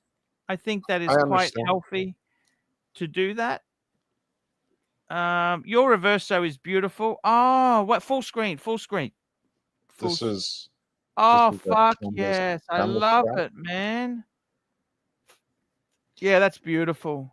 Beautiful, beautiful. That's to me, that reverso will always be special to me, okay? Yeah, absolutely. And I I remember I that was a 40th yes. birthday Yes, present what do you for you as well. the only reason I sold it actually it was stolen. Mine was stolen and then I got it back again. I bought another one, Yeah. not the same one, obviously. I wish And you could have recovered the same one, of course. That would have been yeah, but look, you know what? It is what it is, okay? Look, the nasty side to fame is that you do set yourself up like that, okay? That is the nasty side to fame is that these things do happen. Let me tell you, that is the most beautiful Vacheron that I honestly love this watch. It's I was offered a swap for this for my world time. What do you think? hmm. Um for No, me, for me, no, I just couldn't do it. okay, well, for me I would have done it because I do from my personal standpoint, I've tried a few different versions of this watch. Mm. I've tried the platinum one that was incredible. Um, I just love the layout of that dial. Is I this a told grail for you? not really, but it's a watch that I would They're love to have expensive. in my Believe you me, yeah. these retail are fucking ridiculous. I would love to have one in my collection. It's not a grail, but if I were to have a Vacheron from the current catalog, I would get something with the retrograde. And I've without this having come up, I told you retrograde stuff is one of my favorite complications of any kind, right? You know, I like Patek perpetual calendars with the retrograde date, for example. I have Yep. Daniel Roth with the retrograde hour hand. I have a Jarajanta with a retrograde minute hand, the jump hour piece. Um, Honestly, for my personal taste, I would do it in a heartbeat. If I had a world time, if someone offered me this instead, I would go for this. But let me reel back what I said before. World time is archie luxury. You know, you can't just give that away for any other piece. Look at this. This is just another photo of it. That's with my collection in the background. You can actually see the blurred Jaeger-LeCoultre master compressor in rose gold Yeah, there. that's true. Yeah, There we go. Look at that. That is a fucking amazing. it's a The great piece. guilloche on the rotor, very Breguet-esque. This is a beautiful gentleman's watch. It really is. Look, I've got something else to show you if you don't mind. Not at all. Not at all. The floor is yours, Archie. Okay, that's my box with the Vacheron in it. Look at that. What do you think of that? Look at that. It's a great looking watch. I will try to after you are done. I will try to show you Okay. what I Look what I at this. found. What do you think of this? This is a platinum. Look at this. Platinum Breguet Yeah, PD 950. You can see that. Oh, this is the perpetual perpetual calendar. calendar. Amazing. Wow. That is not a watch for show offs. Not at all. That's a watch for enthusiasts. Enthusiasts. You understand what I mean? Honestly, I love this. I love this. And you know, if you like asymmetric dials, this is one of the most beautiful perpetual calendars that you can have. I understand the appeal of symmetry, and I would probably go for something like that. But yeah, this is a gorgeous piece. By the way, I'll just show you, since we're on the topic, I'll show you my wife's collection if you want to see it. She's now got 3 watches. I got her an Oyster Perpetual Rolex. She didn't like it. Okay. These are my wife's 3 watches here. She's got the Cartier Banois in 18 karat, Omega That's beautiful. Constellation with salmon dial, and a Chopard Happy Sport. Ah, There I you I go. like it. I like it. I love the Cartier Benoit. I think that would be my favorite piece out of that. I've It's always only had a a shop. small watch, actually. It's only a small. There we go. That's the watch itself there. Ah, wait, let me. Yeah, I like that.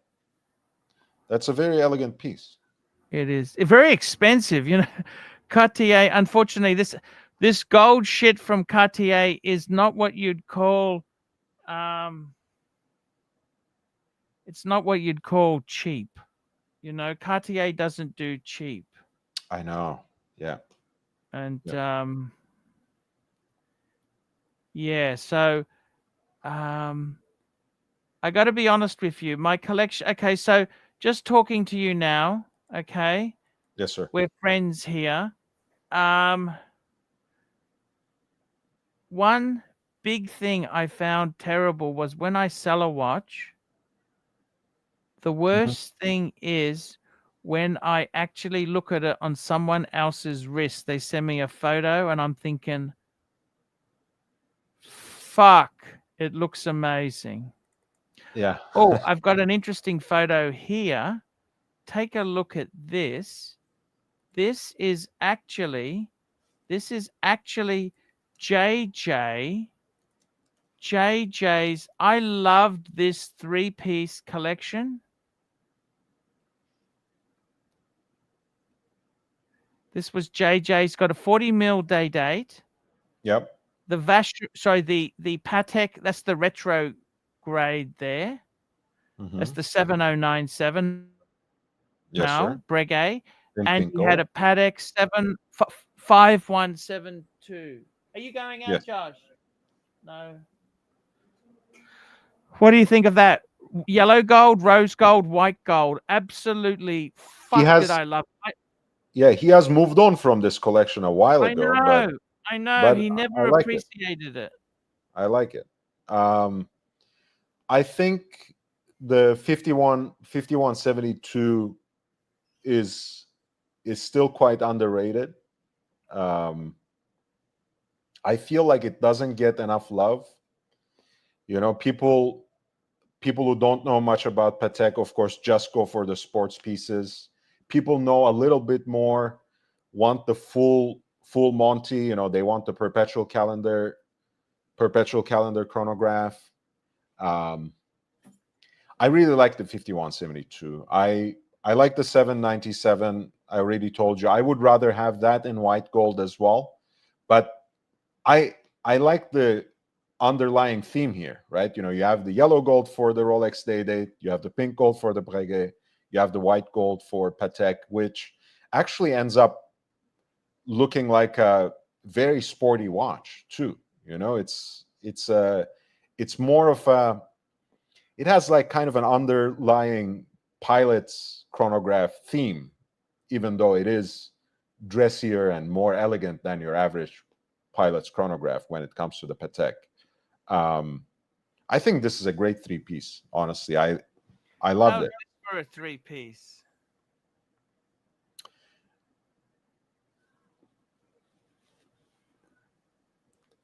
I would go for a classic Type 20 as the third one, but I appreciate the Type 21 as well. But again, it's great. Precious metal, two-tone, precious metal, but white Rose, metal. yellow, and white. Yeah, I like it. Is I that all like it. you need? Do you reckon that's enough? Could that take you through life? Just the bluesy can take you through life for sure. or just the world time. We can, if really push comes to shove, that's it. I think you should, if you are downsizing, it should be a 4-piece for you. I think 2 or 3 is too little. 2 or Yeah, 3 is too little for you, I think. yeah. I'll have to see what I can do there. It's always about money. You know what I Of course. mean? Money Absolutely. is money's in it's not as easy as it used to be. Oh, it's not. It really is not. It's I got to shoot off soon, my friend, but I just wanted to share these pics with you here. Thank you. You And have been really, really generous. I, Thank I, I must say, I'll just show you a couple more pics before I go. So there's this collection. Okay, that's that. That was some of the Rolexes I had before. I own these. I still own these watches. Stolen. That's the Milgauss and the Sub. That's you. Yeah. CB's collection. Fuck, heavy hitter. That's my other chronograph collection. Yep. Speedy, JLC, Zenith. That's my car. That's JJ's collection. I thought this was a beautiful collection he had as well. That's true. Yeah. Beautiful. This is another JJ's collection. I thought that was gorgeous. Just the accents, the color, the themes. Yeah. JJ had a lot of great watches. I mean, he cycles through them a little This too is often for my Tans. liking, but Tans. Beautiful amazing. collections there. Um, Uh, yeah. this is OC's new brand, Original, the brand, $4.99. Cheers from all your friends at Original. Support content creators who bring our community great professional content. Cheers to all. I appreciate it. Thank you. I wanted to show you, since you showed me the Vacheron double retrograde, I have 2 back-to-back to show you. One, of course, the platinum with the salmon dial. That's Do you see that? lovely. Yeah. This was amazing to wear. I'm wearing the same shirt, by the way. That's funny. And then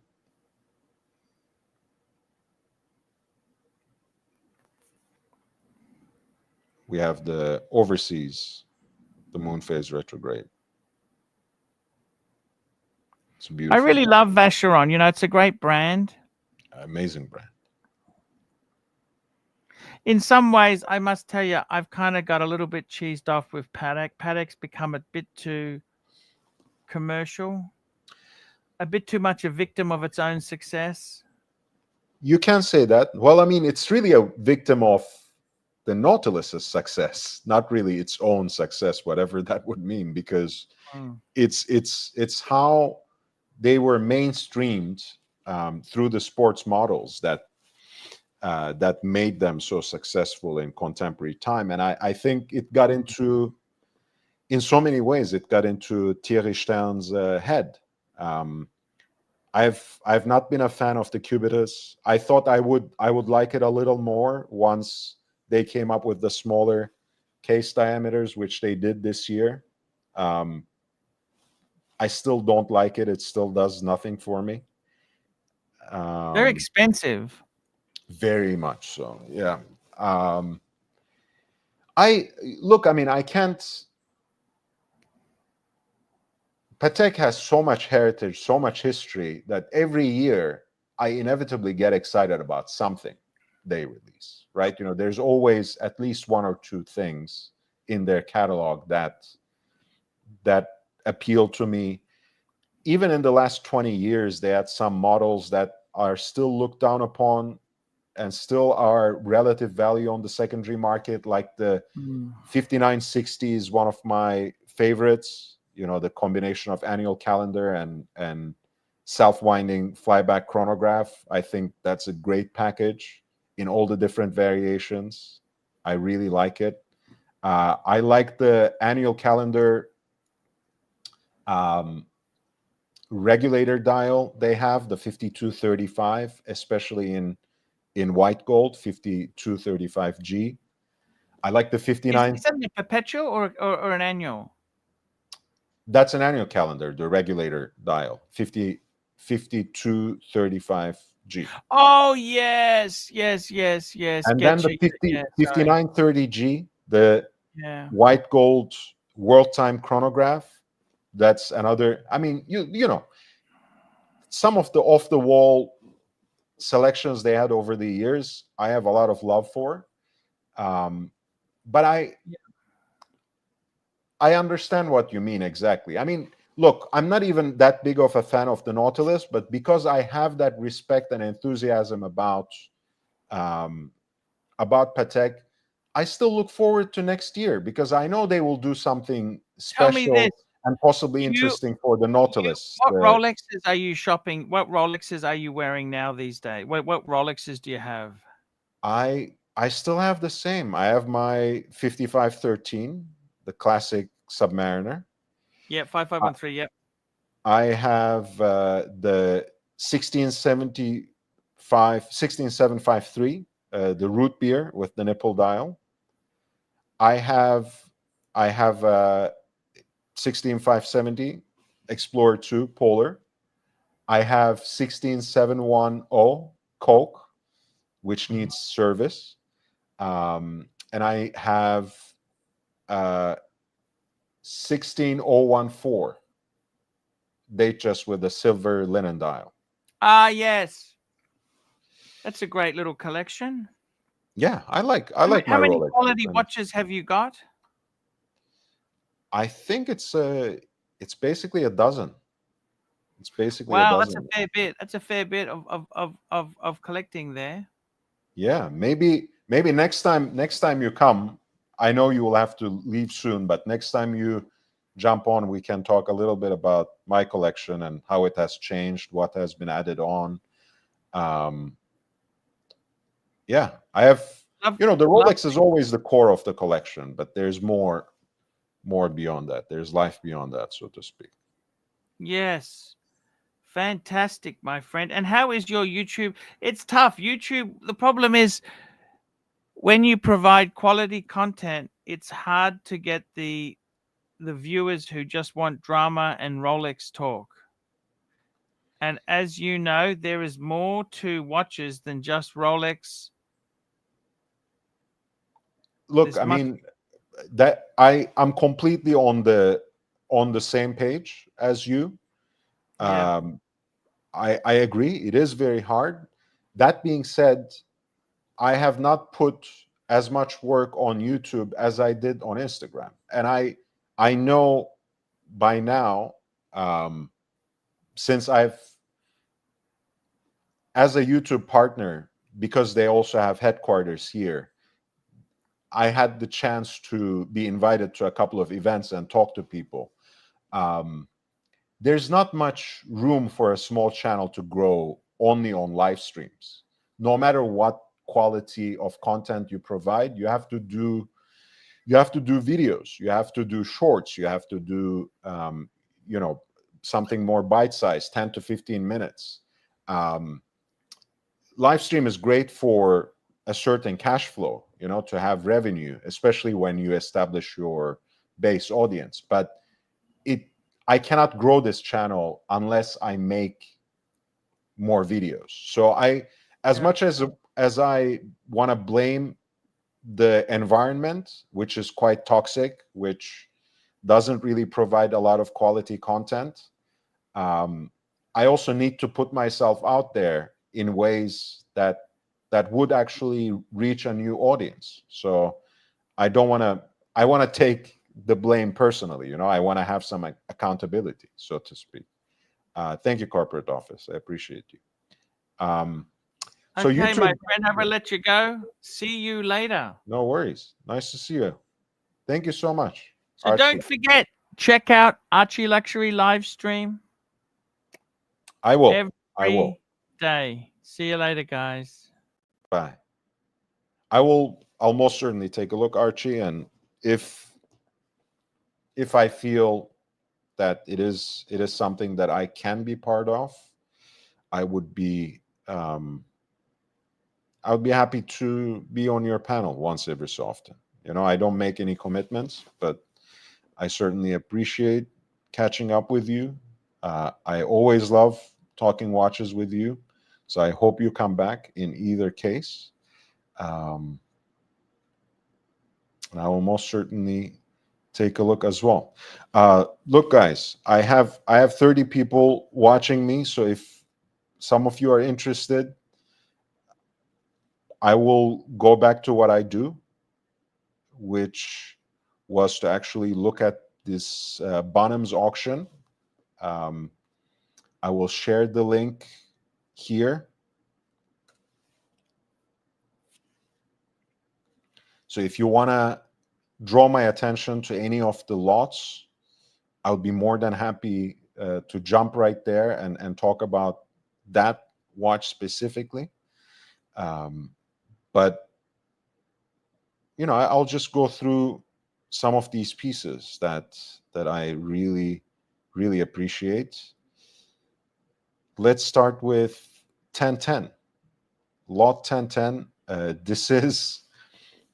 Let me know if you think this design looks familiar with the release of a brand that we just talked about.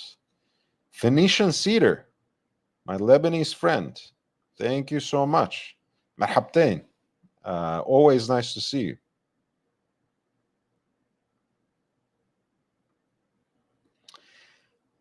So this is actually from a series that Vacheron Constantin calls Royal Chronometer, right? Because they have had, from the time they were only doing pocket watches, a great tradition of making watches that have achieved chronometric precision. And they have carried that tradition forward with their wristwatches. And this was an integrated bracelet piece that they had made, which kind of looks like, Patek's Cubitus, doesn't it? Except it came about 50 years before Patek's release.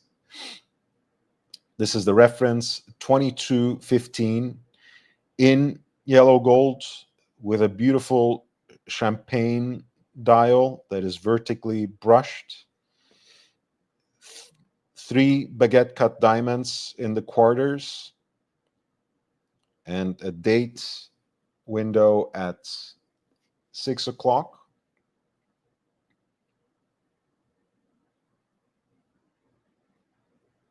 I think it's a beautiful piece. On the back too, it has an engraved case back that has that branding, Vacheron Constantin, Chronomètre Royal, and a very stylized engraving of the Maltese cross. Maltese cross on the buckle as well.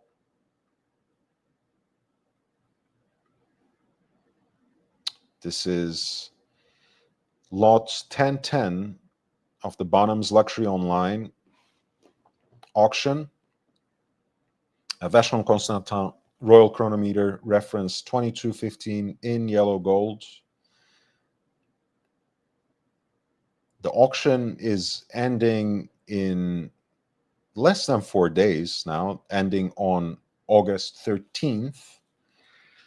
And the pre-auction estimate is set in the range between 19,000 to 38,000 in US dollars, roughly speaking. Please hit the like button, by the way, and I like your eye for detail, Captain Kirk. It's also good that they used that same color for the date wheel as well to match.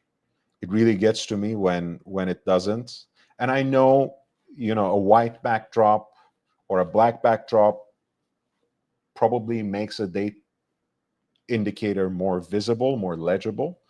But sometimes I prioritize aesthetics over utility, and it would be one of those times here. Please hit the like button, by the way. We are looking at the Bonhams luxury auction, which has watches and pens, but we are mostly interested in watches. As you know, 1011 is a white gold Audemars Piguet Cobra, attired in exactly the same way that the Shah of Iran wore. Beautiful sunburst blue dial, 11 brilliant cut diamonds that make up the hour markers with a date window at 3. And it has that beautiful bracelet that has given it the nickname Cobra, because of the way it particularly extends here and even frames the dial.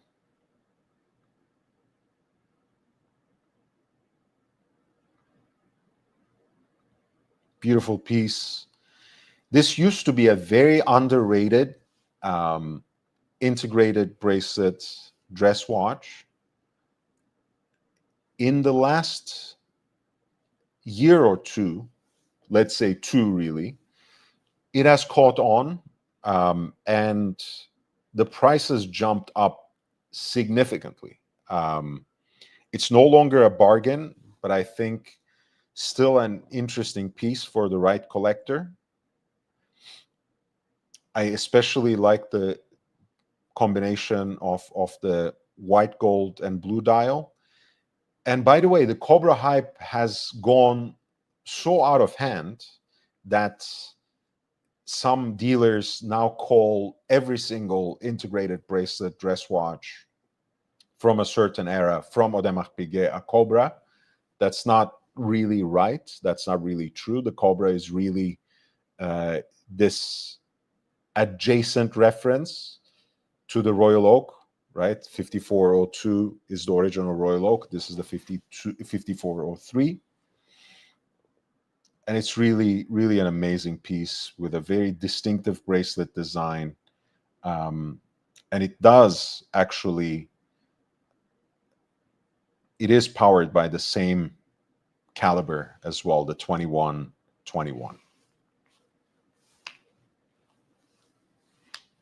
And it is understood also to be a Jarajanta design as well.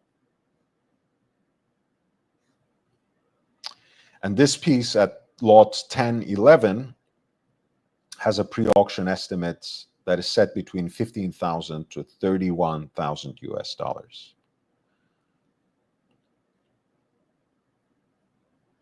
They have a ladies version right next to it, which actually has its hands two set with diamonds, which is always a beautiful touch. Also in white gold with a similar style of a sunburst blue dial, even though, of course, the shape and even the crystal of the dial is quite different, more of an oval shape.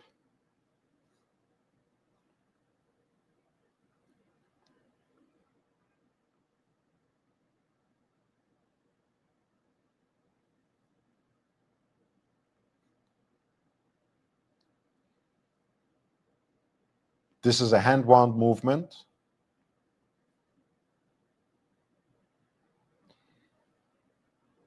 And it had a pre-auction estimate that was set between 2,500 to 5,100 US, but it has already gone above that. It's currently being bid at 55,000 Hong Kong dollars with less than 4 days to go, and that's the equivalent of roughly 7,000 US.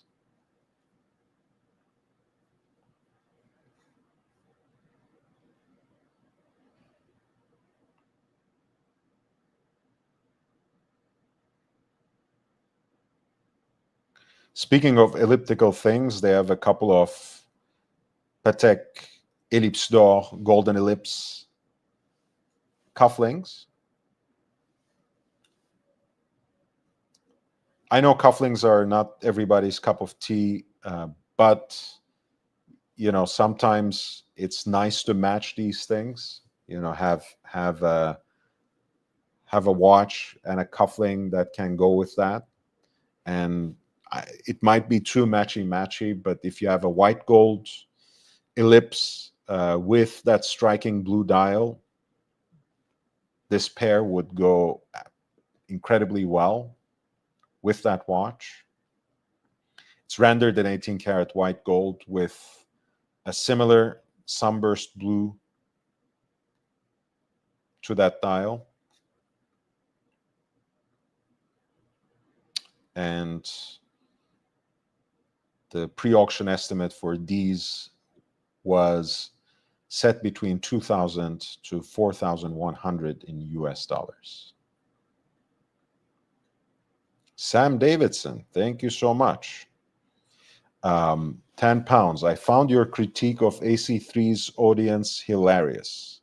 Look, I'm an emotional person, right? So I meant every word of it. I find it quite descriptive of my experience. Your mileage may vary. I respect everyone's viewpoint, but I've been treated very viciously and for no reason whatsoever by that audience. So I have no reason, so no love lost, right? I have no reason to love people who hate me. I've grown above that. I've grown beyond that. I used to live in a way where I wanted to be likable, where I wanted to be liked and even loved by everybody else. But thankfully, I went through therapy and I live in the real world now. So it is what it is. I like these.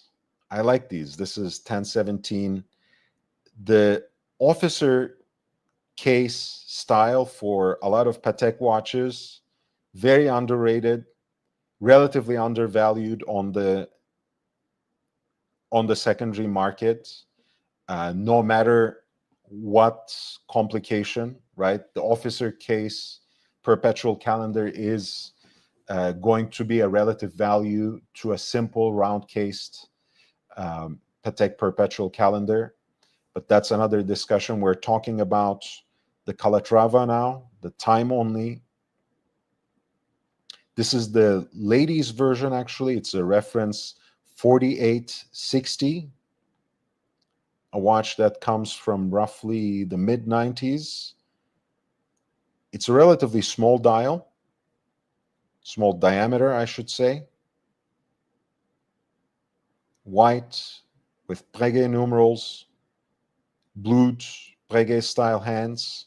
It's a 26 millimeter, but with those extended lugs, it would wear larger than what you would imagine from that number, but it's still solidly a ladies' watch. Don't take me wrong.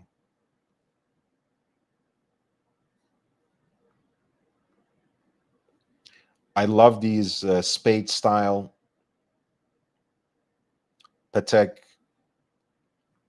buckles as well.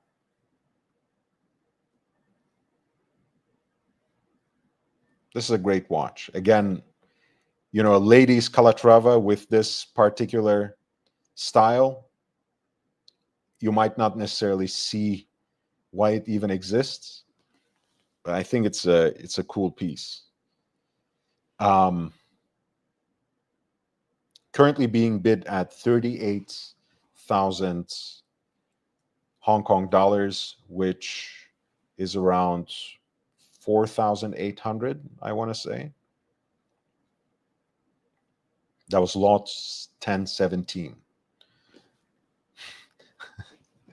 Wow, that's Brick Squad, man. Gucci Mane. Love it. 1017.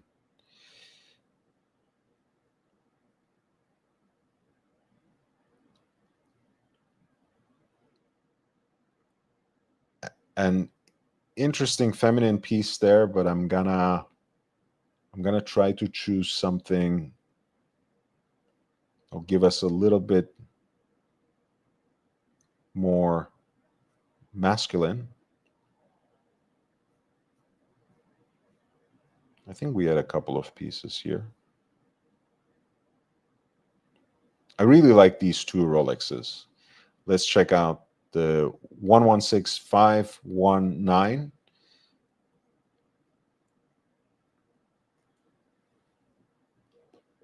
This is actually a very early example of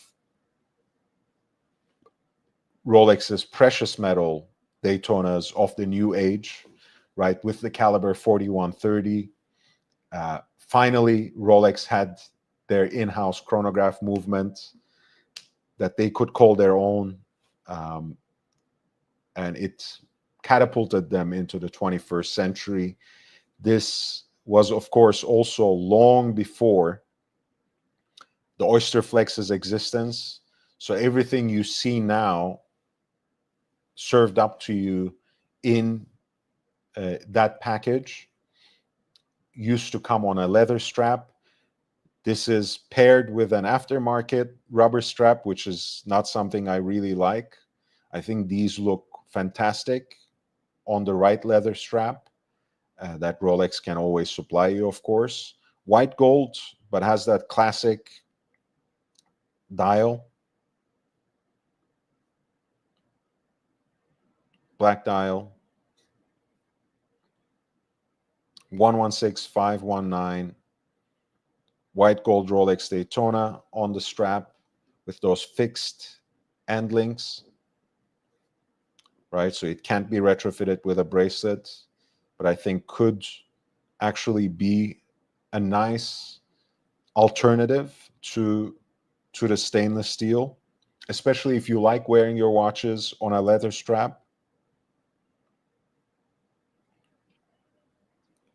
The piece is currently being bid at 150,000 Hong Kong dollars, which is right around 19,000, and with about 3 days, 21 hours to go.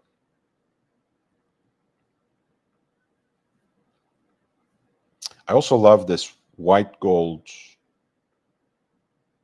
Oh no, pardon me. This is just the Datejust. It's a very interesting dial there. These dials with the printed/painted Roman numerals are often called Buckley dials, because Buckley, whom you would know as Tuscany Rose sometimes, with Vocum as well. Blue Buckley dial that has tropicalized in a way which makes it almost look like some version of lapis lazuli or maybe aventurine even. It's a beautiful, beautiful piece. You know, I usually don't get on board with Datejust when it has a smooth bezel and an oyster bracelet, right? To me, the Datejust always somehow asks for that white gold fluted bezel paired with a Jubilee bracelet. But, you know, this configuration, I think, allows the special dial to take center place, right? It kind of is such a no-nonsense combination when you have the oyster bracelet and the smooth bezel. I think it really allows the dial to shine through, and the dial for this particular piece is the most special part of that watch.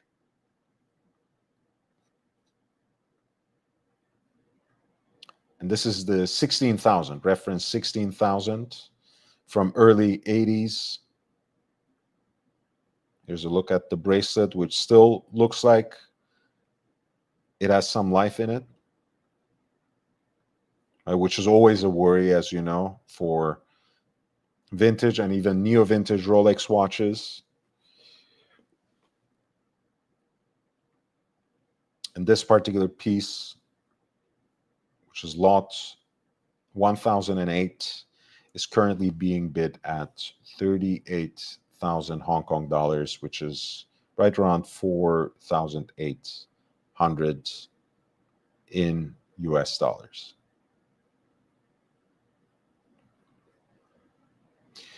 I do want to take a look at a few other pieces before we close for tonight.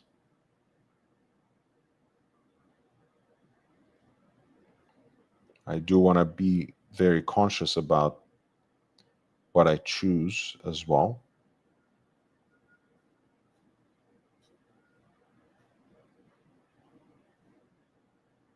And again, feel free to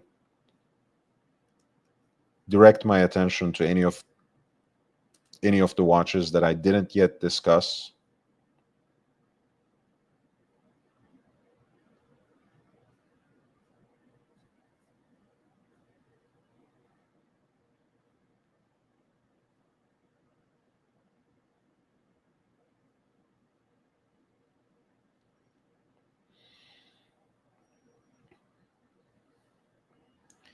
$10.29. Archie just showed his wife's Cartier Benoit. This is a great piece as well. Apparently new old stock. 10 years old, but really looks like it's fresh out of the package. That classic off-white parchment Cartier dial with slightly elongated Arabic numerals. The secret Cartier signature at 10 o'clock here. Beautiful sword hands, stainless steel, heat blued, which is amazing aesthetically and also in terms of legibility, of course, against the backdrop of that pure dial. And the classic oval shape that has been called baignoire, the French word for the bathtub, because it's kind of reminiscent of it, especially in larger sizes. But this is a beautiful elliptical / oval shaped dress watch, especially good for a woman. But you know, people have experimented with these sorts of tiny women's dress watches more recently. I admire the young men who have the heart for that. I can't, especially with the amount of hair I have on my wrist. You know, I cannot wear watches that are too small. But this is a great piece at lot 1029.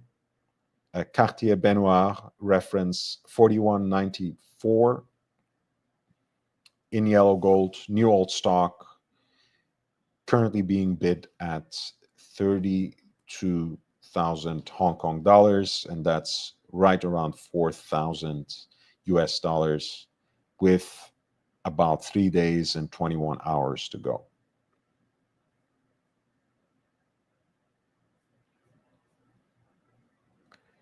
There's an interesting Pasha, which is kind of the unsung Jarajanta design over the years. Pink accents and even a pink rubber strap.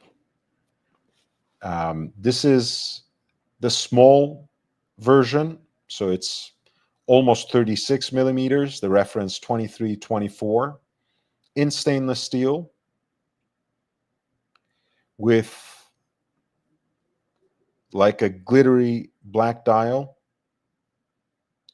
that has pink accents, even like a soft pink tone for the date wheel too. Of course, the classic Arabic numerals at the quarters. The signature interplay or even tension between various geometric shapes, which is part and parcel of Jarajantha's design aesthetic. You have the round case, but a square center dial, which has the classic railroad track style minute and seconds track here, and diamond-shaped hands that are inlaid with luminous material, sweep central seconds with a spear tip. An interesting, very feminine take on the Cartier Pasha, which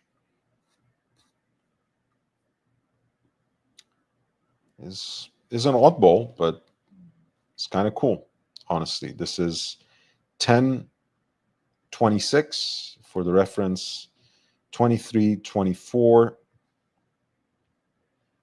I think it's actually a smooth leather strap with the wishbone style Cartier logo etched onto it. And honestly, again, it's just my mind. You know, I have to get my mind out of the gutter. But especially in that close-up, this Cartier logo on pink looks like something else to me. Please confirm if you can see the same thing. But this is an interesting take on the Cartier Pasha at lot 1026. And it is being bid at 18,000 Hong Kong dollars, which is just about 2,300 in US dollars. Unless there are any special requests, I will talk about two more watches, maybe, from this auction. Don't forget to hit the like button. Please leave a comment below once the live stream ends. Let me know what you think of Archie Luxury's collection, which he shared with us. If you have any suggestions for future directions for Archie Luxury, feel free to share that too. I'm sure he will be delighted to hear from you.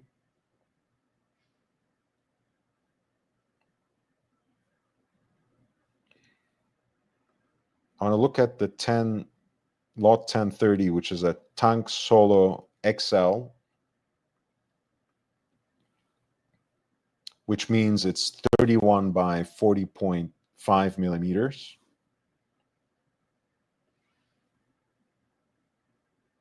It has a self-winding movement, the 049, caliber 049, stainless steel, reference 3515, a stainless steel Cartier tank, again from about 10 years ago.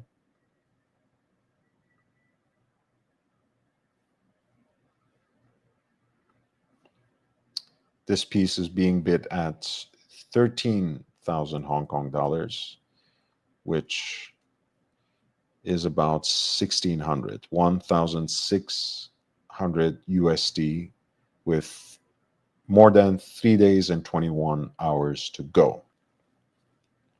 Okay, last one of the day, since there are no special requests coming from you.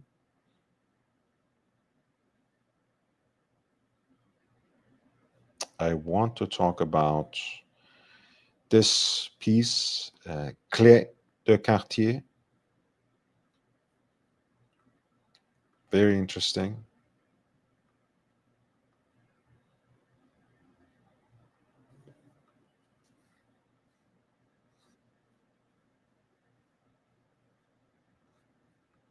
It's a lovely tonneau-shaped case design that you don't always see in Cartier, and certainly not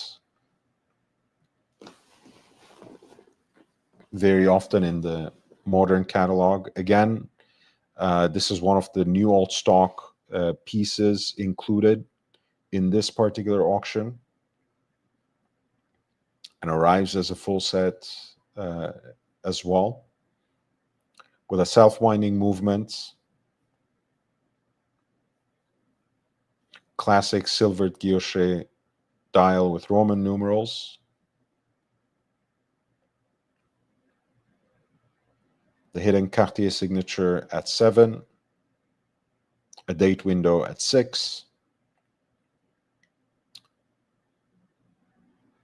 stainless steel hands, sword style, épée for the hour and minutes, and all heat blued, including the centrally deployed or the sweep center seconds hand.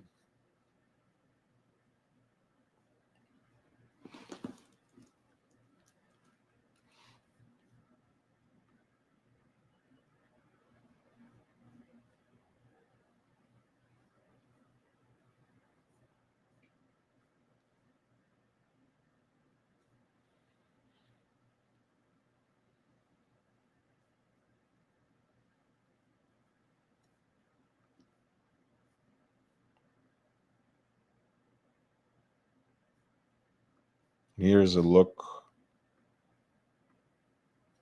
at the movement, just quite industrially attired. The pieces in pink gold.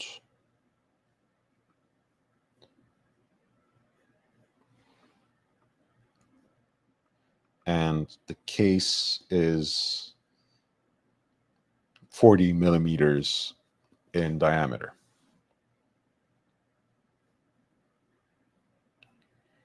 That was lot 1019, which is being bid at 40,000 in Hong Kong dollars, right about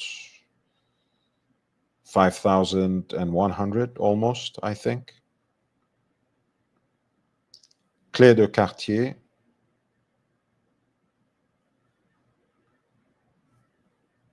In pink gold, the reference 3962 at lot 1019.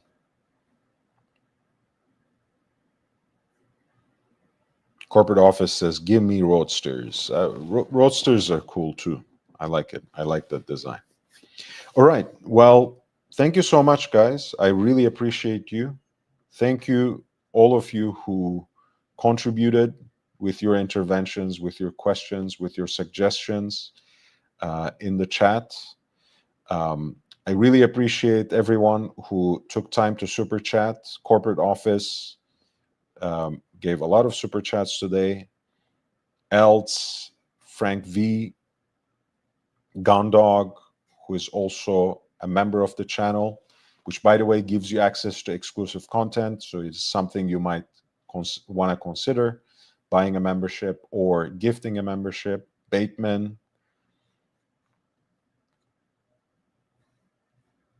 corporate office, and corporate office again.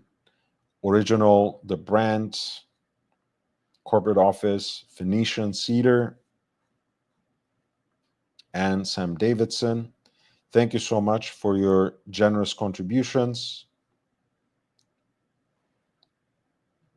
I really appreciate you, and I appreciate your Archie Luxury as well. Thank you for coming to my channel. Thank you for sharing your collection, and most importantly, sharing your time. I really do appreciate you. Thank you so much, corporate office. I'm going to be signing off tonight, but I will return with more Watch Talk tomorrow. I hope you stay safe and stay healthy until then. Wear and enjoy your watches. I had a little change because corporate office urged me to show off this particular strap and my reverso. So I appreciate you. Please hit the like button before you sign off. Feel free to leave some comments below once the live stream ends. Spread the love, spread the link, follow me on Instagram as well, and I will see you on the next one. Thank you. Goodbye.